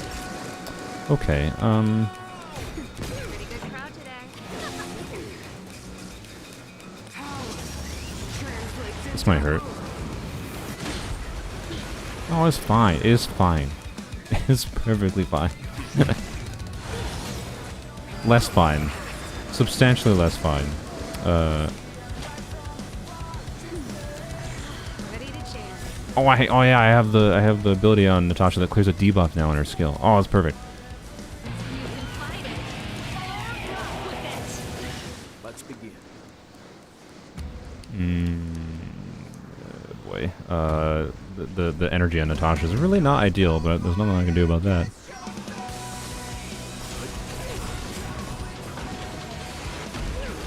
Oh, that didn't do that much. Can I delay past Natasha? I don't know if it's gonna actually delay her or not.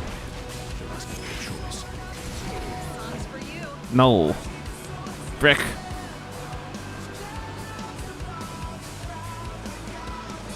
Well, might be effed.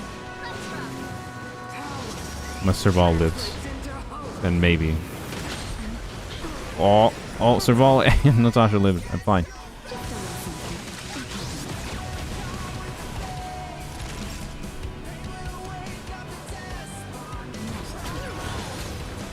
Really?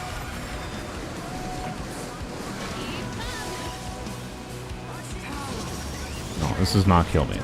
I will not lose right here. Good. You're dead. Haha, get F. It wasn't even close. It wasn't even close. It was fine. Look at all these. Wow, defense. Wow. Wow. Alright. That was a heckin' fight. I definitely hindered myself by accident, but hey. It's fine. Alright. Let's, now. Yeah, rip Cocolia, sorry. I murdered her with my own hands. Alright. There we go. Okay. Who do I'm trying to stockpile some materials for some units. Like you. I'm not gonna worry about the boss drops until I get a little bit closer to level 40. Beyond. I would like, I think, more of these. Maybe I just try to finish hoarding up some seal parts. Because I don't need any for that, but I do need a bunch for the light. Yeah, I need like 8 for the light cone, and then I'm gonna need 5 for that, and then 3 or, oh god, an F ton more. That's the answer. I need an F ton more. Okay. You know what? Screw it. I'm just going to keep it simple. We're just going to focus on one thing. I'm just going to farm these ones until I have enough to not worry about it. She's probably the most important one. Serval is probably the second most important one. She probably takes less to level up some of her pieces. Yeah, she only takes 4. So,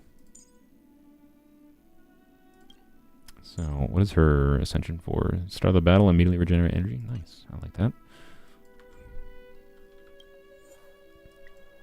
Alright. These I'm just going to let it autoplay, I think.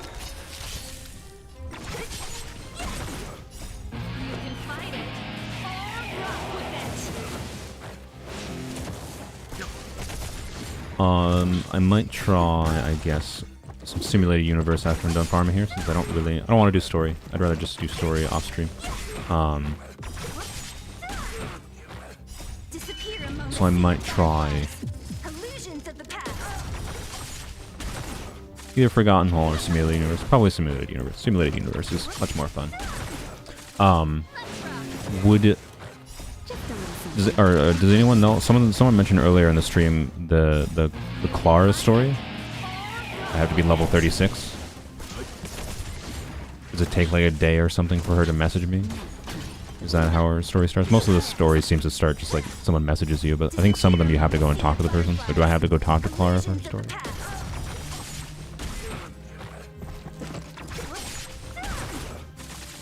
Anybody know?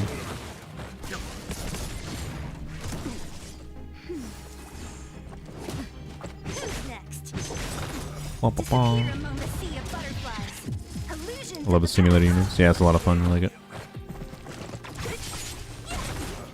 I hope it maintains its enjoyability long term. Survive or be destroyed. There is no other choice.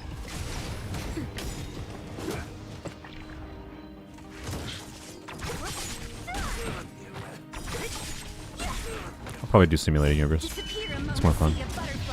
I don't need to do it this week. I've already done it enough this week, I think, but I don't need the points for it. But I haven't beaten... I don't think I beat World 4 yet, so I can try to beat World 4.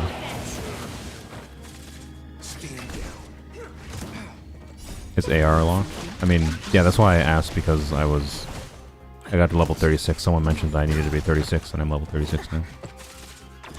But maybe it's not 36, maybe it's 38, 39, 700. Unlocks at 30? Why haven't I gotten it then?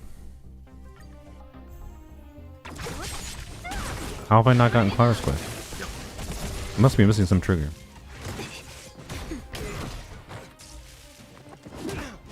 Unless it's not Clara's quest. Maybe it was a different quest.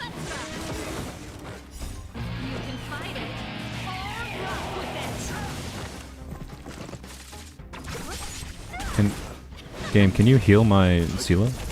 If the autoplay lets my Sela die, I'm gonna laugh. There you go. Okay. Disappear among the sea of butterflies. Illusions of the past. It's tied to a quest in the Lofu. Ah, okay. Well, that explains it. That's fine. That's very weird, but it's fine. Illusions of the past.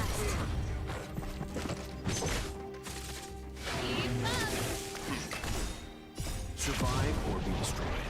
There is no other choice. I'm okay.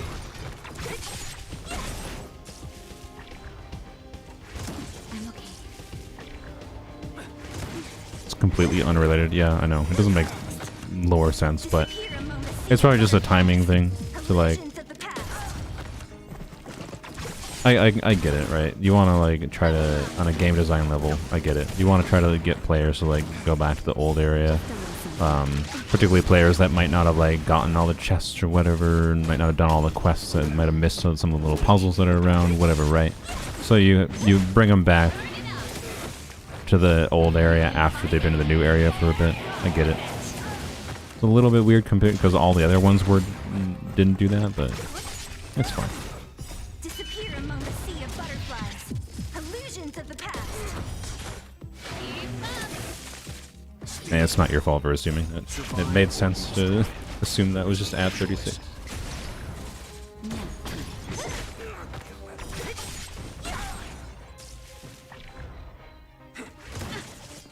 Next. Disappear among the sea of That butterflies. is a little wasteful, but you know what? You do you, game. Using Sela's ult with half an HP point left. I'm okay. I like watching the dumb decisions the game makes.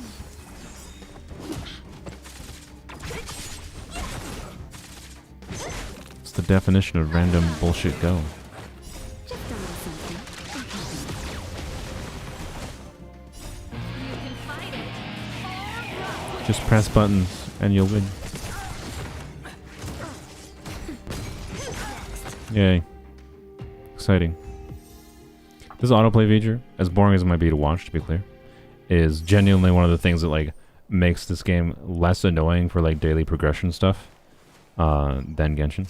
Because I can just go in here, teleport straight to the thing, tell it to autoplay, go downstairs, fill up my water bottle, come back up, hey, it's done, tell it to go again, you know, go alt tab to, you know, whatever else I want to do, and we're kind of good to go. So anyways, you get the point. Where's my fingers? There we go. My fingers. All right, that's all I gotta do. Okay. You get frustrated with the auto game mode, then you do it yourself. I mean, yeah. I find that the auto game mode mostly just for like the mindless farming of the same enemies like that, right? Okay, let's just do. I'm gonna do like a simulated universe run, or probably just like one simulated universe run, and before I end the stream here. See if we can beat World 4. I probably will not succeed, but maybe I get a Herta. That's something. Download initial characters. And Savarog, huh? I don't think I actually the one attempt I did at World 4 before, I did not even reach Savarog. So, you know, Quantum, electric. Okay, that one might be a little annoying. This one might be a little annoying. Honestly, this looks like half pyro, lol. I think I might replace Welt with pyro. Yeah, I'll try it like that. Should I level up pyro character? See, I think I have them ascended. I want to put a different light cone on them, but I'm not sure what I want to put them, and I'm not going to level it up right now, so whatever. Actually, this could be really useful in Simulated Universe. Well, what's... I lose a very small amount of defense from going... Okay, you know what? Go to... Actually, no, I don't lose a little... I lose more than very small, but yeah. Switch to this. Then enhance it. Auto add it. There we go. Can't level it up right now, but that's fine. I think, you know what? I'm gonna refine this. I doubt I'll need the extra copy. If I do, oh well. Minor mistake. Okay, and then after using skill, damage taken by all allies reduces by 15% or 1 turn. That seems pretty good. Yeah, do it. No. And I have no shieldy things. Well, maybe I should have done farming for shieldy things, but whatever. It's fine. They just need to break. Yarp.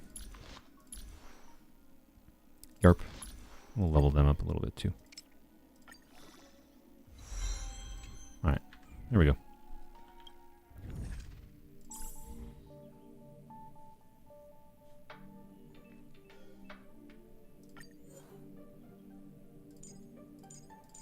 Alright. Sorry, Welt. I'm going to choose Preservation because the last time I did Preservation I noticed some really strong buffs.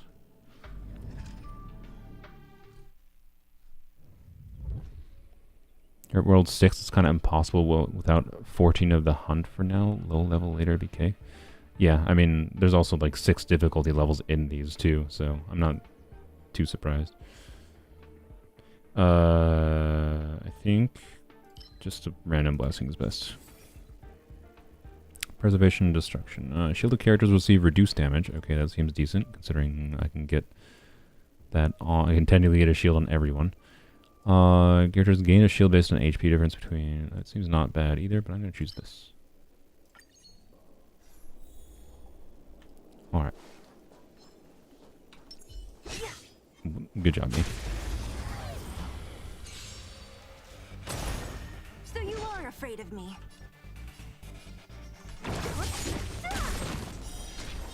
Preservation is boring, but it gets the job done. Yeah. I'm trying to beat it here, so that's why. I'm not gonna like always choose Preservation because I don't want to always do the same thing. Part of the fun of this is choosing a different path and getting different random cards and whatever and seeing what you get. So, Construct Assemble. More blessings of Preservation, the higher team's defense becomes. I mean, sure, why not? We can try to get the resonance as soon as possible too. What? Where am I going? That was a wall. I definitely just ran straight into a wall there.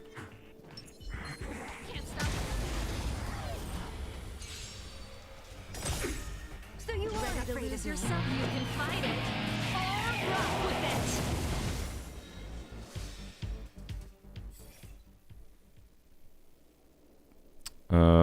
it. This seems useful potentially. And I haven't gotten it before, so I kind of want to take that. Characters also receive a shield when creating shields for allied targets. I think this does functionally nothing with my units.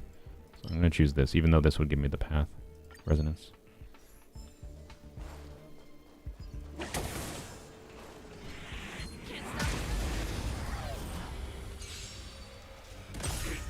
So you are afraid of me.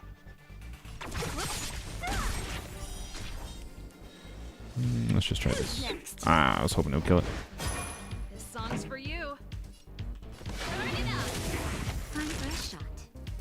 We don't need heals. Hands at the ready.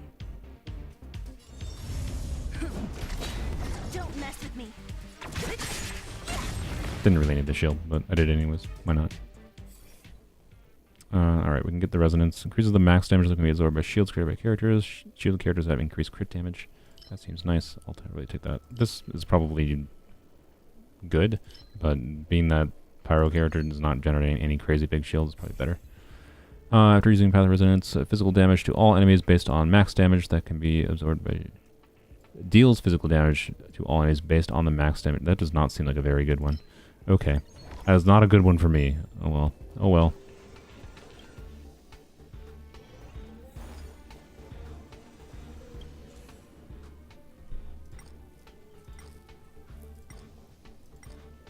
would read these, but I want to get on with it. Blessing of the Hunt is 2-star rarity. Blessing of Elation. All characters restore HP. I don't really need the HP. I don't remember what the Elation ones do. Let's choose Hunt. Same character attacks consecutively. Their attack increases after character defeats target enemy. Restore their HP. Okay. Gain a massive amount of energy. Ooh, this seems strong with Sela. This seems okay. This could be okay. This seems potentially really strong with Sela. For wiping through trash mobs.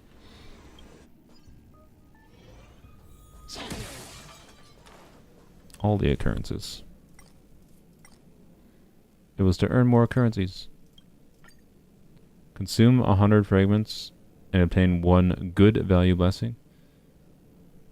I would love to do a surprising curio. Yeah, screw it, why not?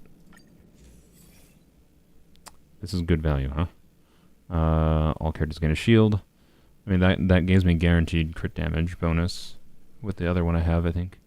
Blessings of Nihility, the header of the character's DOT. Yeah, don't need that. Alright. Huh. These targets big will boy. make for good practice.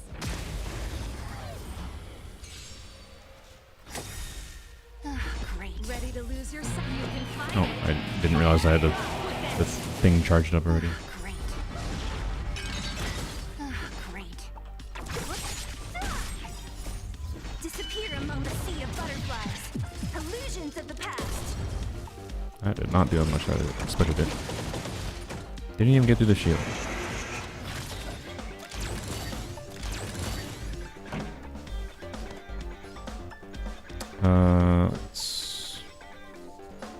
Let's just do it to all of them.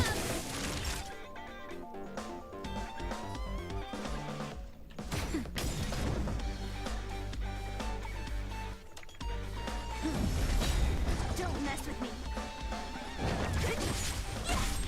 I didn't kill it. No. Lance ablaze. It's fine.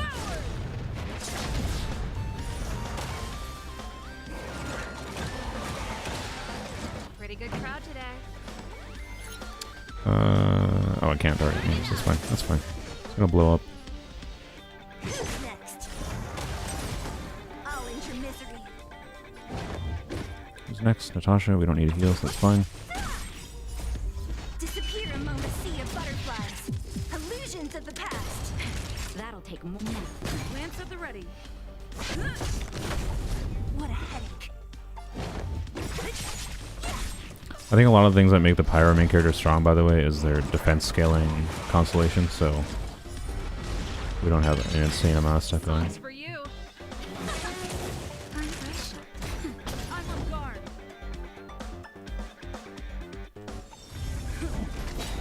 Don't mess with me. Lance ablaze. Lance forward. We also don't have the ability to like break percentage builds or whatever, or have energy regen for their ultimate, so, you know, not easily at least. I could if I farmed these, but eh.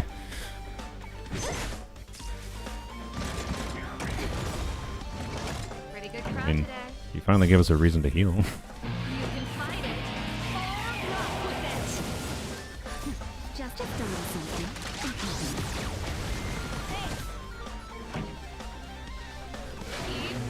What a headache. Who's next? Naughty child. Lance at the ready. I would do normal attack, but I want a shield.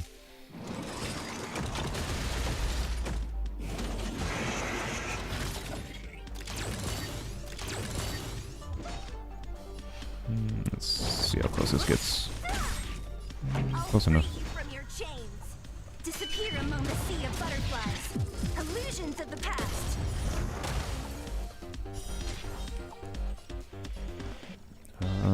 Let's Serval's next. I'm just gonna do this.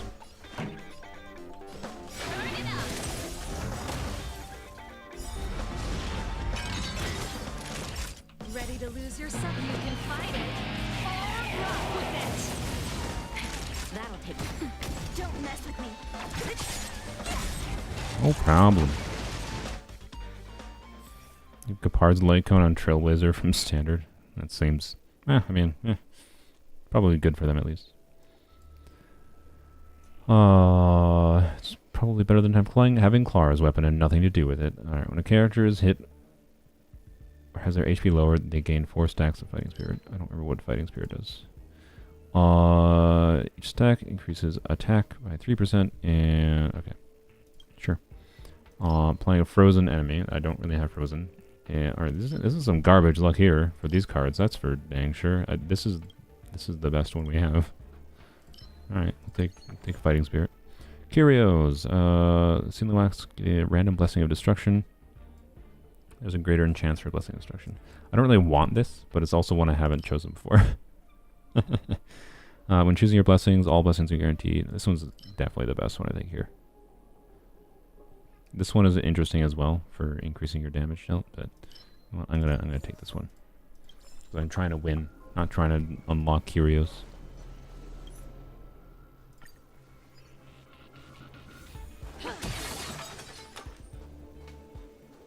Hello, Herta. Nah. We're gonna download, I guess, Wealth as a backup, maybe. Or maybe... we'll just take Wealth as a backup.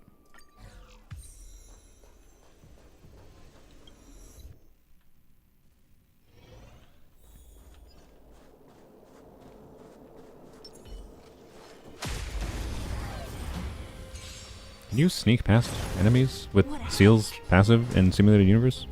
I feel like you probably can. I never even actually tried. I would like to hopefully kill this in one shot, which is a normal attack, so I'm just going to do this. That did not do anywhere near as much as I wanted it. Okay, let's see about this. Still didn't kill it. Fuck. Okay. Whoops. Should have attacked it. Still not dead. Okay.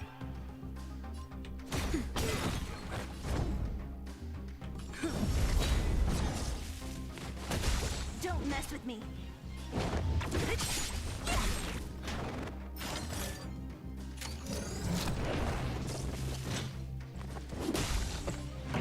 Definitely should have attacked that. That was a mistake. Whoops. Let's rock. What a headache.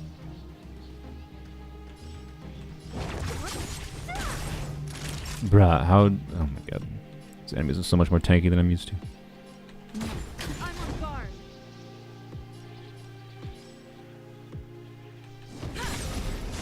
Lance ablaze. Lance forward. Bye, Yomu. Mess with me.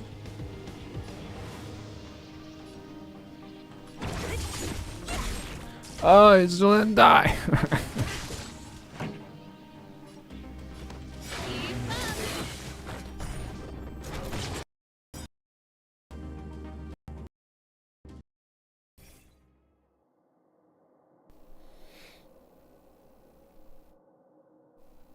I tried to mute there when I sneezed, and then the audio lagged out for some reason. After attacking enemies, the attacking character deals quake damage. Okay, thanks. Based on the current shit. Okay. After defeating an enemy, the character's action is advanced forward. They gain 4 stacks of critical boost. That seems nice. Situationally. HP below 50%, they are considered to have extra stacks of Fighting Spirit. Okay. I don't know how good the preservation one is.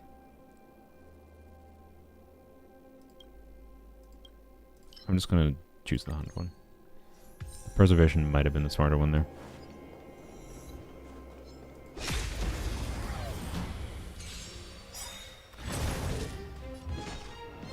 Okay. Just killed it. Disappear among the sea of butterflies. Illusions of the past. Good. Let's do this. Oh, yeah. Sila's extra turn first. Get this down.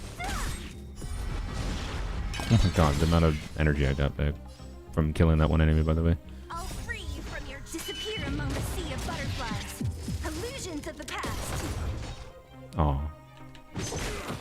Holy crap, the amount of energy I'm getting back. Jesus Christ. Alright, yep, that energy card was the right play. Hey, all new ones. Damage over time, regenerate energy, DOT, more damage. Why all the nihility? Duration of wind shear, bleed, shock, and burn on enemies. I mean, I guess the shock is beneficial for Serval. DOT's more. This might work with Serval, might be better for us, but I think I'm just gonna choose this. Just gonna choose that. Come on.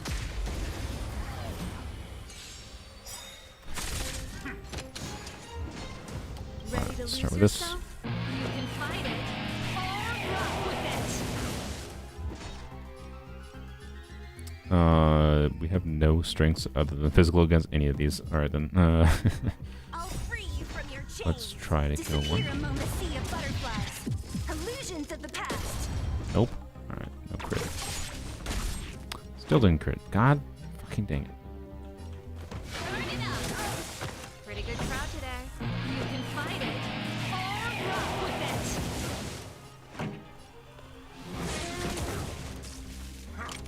That's it.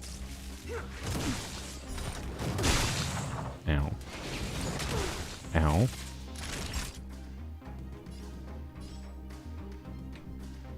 I'm gonna do this first. I was about to kill him with her, but do this first. And then blam. Look, insta charged it. Okay, if we can get kills on Natasha, it insta charges her burst. That's hilarious. Alright. I'm on guard.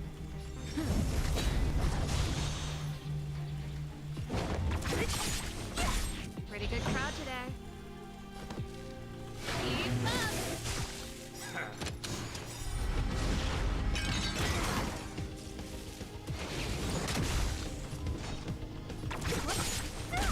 Naughty time.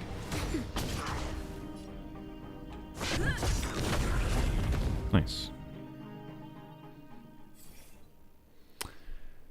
Disciplinary flicker. When a character is hit or has their HP lowered, their HP is restored. Okay. Blessing of Deniability, the hammers. Okay, it keeps on wanting me to take this. I don't really want to take that. So, I guess this. Maybe the advance forward action would be better. Encounter or combat? We're just going to choose, encounter. It's the more fun one.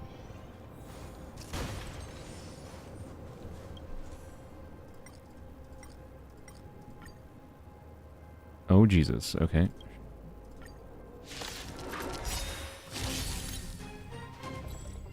Have to win within 4 turns, huh? That might be a bit difficult. Ready to lose yourself? You can fight it. Or rock with it. Lance ablaze. Lance forward. Great. That did not do as much as I was hoping. It'll be fine if we can... Okay, we did not, but I guess it'll be fine because I can do this. Among the sea of butterflies. Illusions of the past.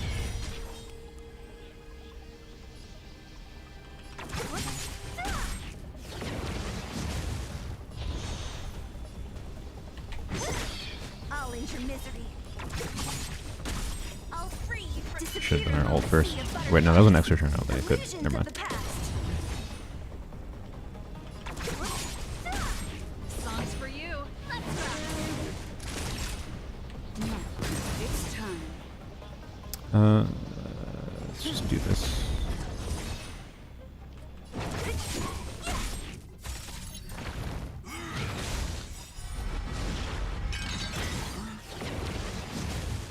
Pretty good crowd today.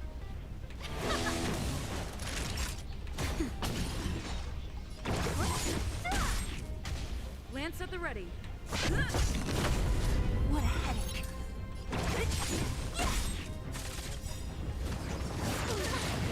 I'll free you from disappear among the sea of butterflies. Illusions of the past. Hmm.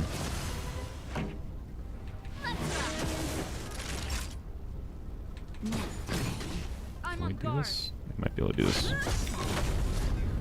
think we got it. Time for the main event. Yeah, we got it. What do we get? Ooh.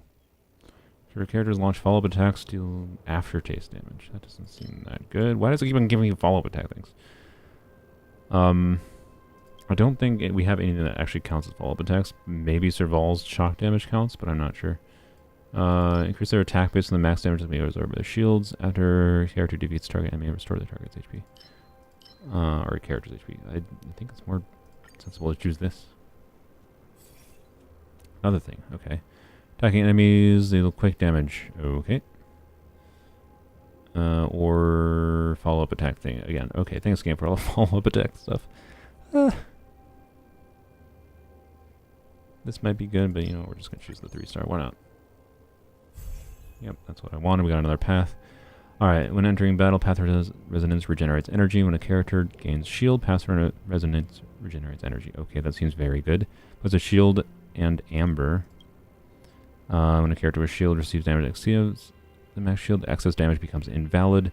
The effect is removed after one. Oh, interesting. Okay, that seems very strong. Path of Resonance, Preservation. Attacks of Path of Resonance are guaranteed to crit. The more characters there are with shields, the higher the crit damage. Oh my god, all these seem nice. I think this one is the boring one, but it's probably the best for survivability. These two are good for damage. I don't think this one is the one I want to take. That's damage over time for Serval. Follow-up is like March 7th. That's what I thought, yeah. I was pretty confident in that, but... that's why I was kind of annoyed that I was giving all the follow-up stuff. But anyways, I have... This seems really strong, right? Because like if we're constantly making small shields on everyone, right? And they get through our shield and it invalidates any damage.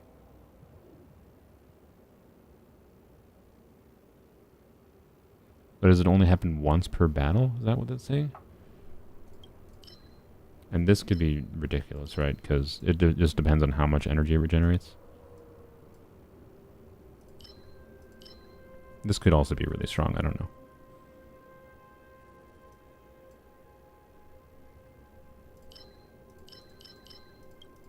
I think I want to test out this one, so I'm going to take this one.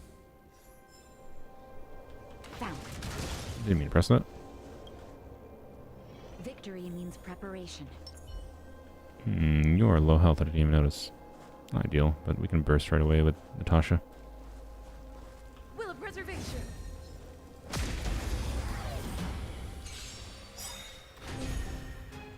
Great. You have a humongous shield.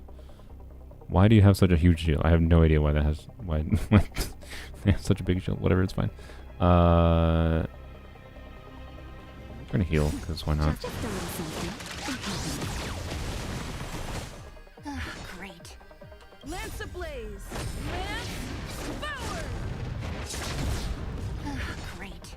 I did a decent amount. Ready to lose your... You can fight it. Or rock with it. Great. How many times am I gonna hear? Ah, great. Okay.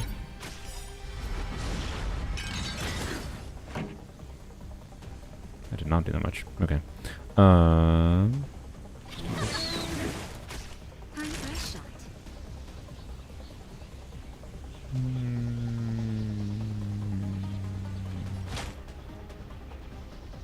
I don't think we need it.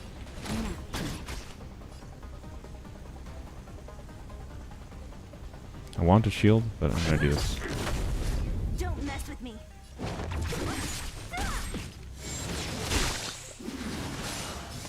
Okay.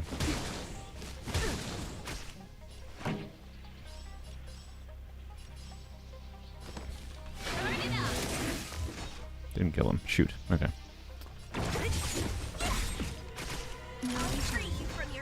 Disappear among the sea of butterflies. Maybe we should use that one of the other ones, actually. I might have been able to chain destroy them all, but it's fine. You need to not die. Just a little something. Lance of the the ready. I would like to shield, but I also need to use them for... You know, we're gonna shield. There's a bunch of buggies right now. Yep, okay. Lance ablaze. Lance forward.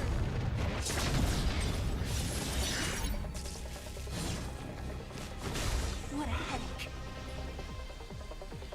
Who's next?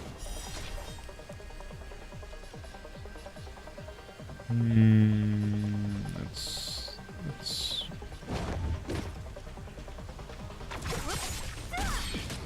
Good. Don't mess with me. I'll free you from disappear among the sea of butterflies. Hello, Dandru. Illusions of the past. Trying to beat Simulating Universe World 4. Let's rock.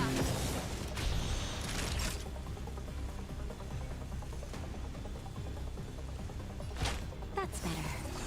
Ready to jam. I'm on guard. Nice, not bad. Should Ready to probably lose use this. yourself? You can fight it. Wanted to save it in case they spawn more. Maybe I should have, honestly, in case they spawn more, but yeah, I probably should have.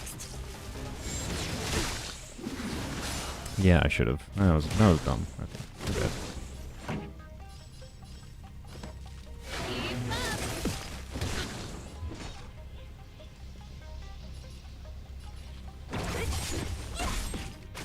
Time for a shot. Nice teamwork. Lance at the ready. Could you stop doing that kind of damage to me?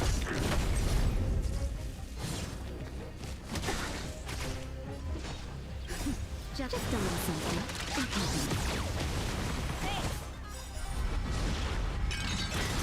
What a headache. I'll end your misery.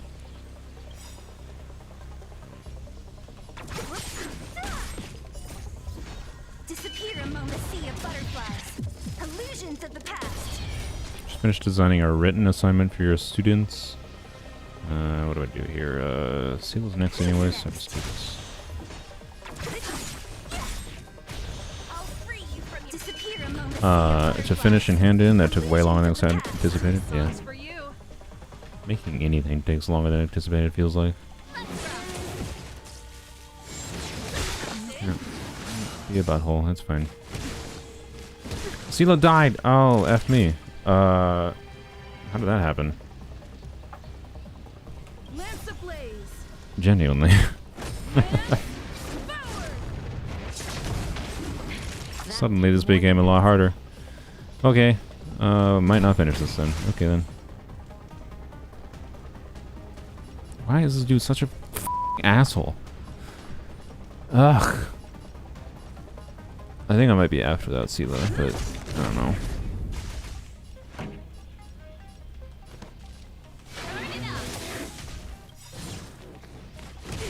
Ready to lose yourself? You can fight it. Or rock with it. Didn't even kill them all? I got my burst back immediately though, Ready so to I guess, lose you know. yourself? You can fight it. Or rock with it. Ready to lose yourself? You Nice can burst fight chaining going on. it. Or rock with it. Only happens when I kill an enemy, to be clear, but... Keep up. naughty child. Just a little something. Don't love, like, the damage I'm I'm taking on guard. from random BS. I don't know what it is.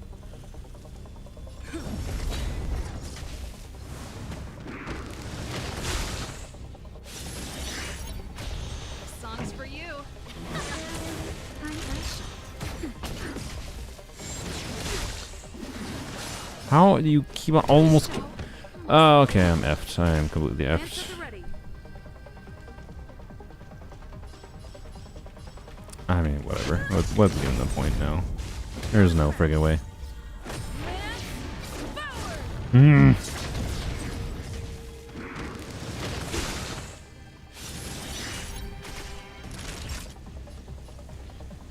It's freaking difficult. It's freaking difficult. Yeah, whatever. I'm just gonna let it autoplay while I think.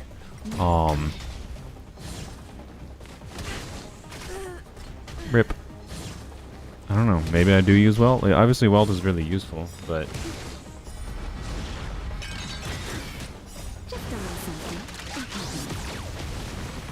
I don't know. I don't know. Maybe I don't do preservation. The preservation buffs really did not help me as much as I was hoping for. That's better. Not in this instance, at least.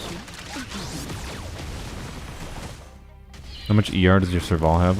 It's not ER on Serval. It's there's a card I have that says she gets a massive amount, or any of my characters when they kill an enemy, they get a massive amount of the energy back.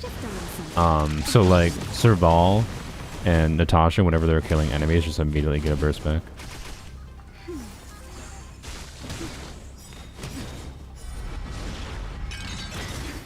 Just a little something. Natasha refuses to give up.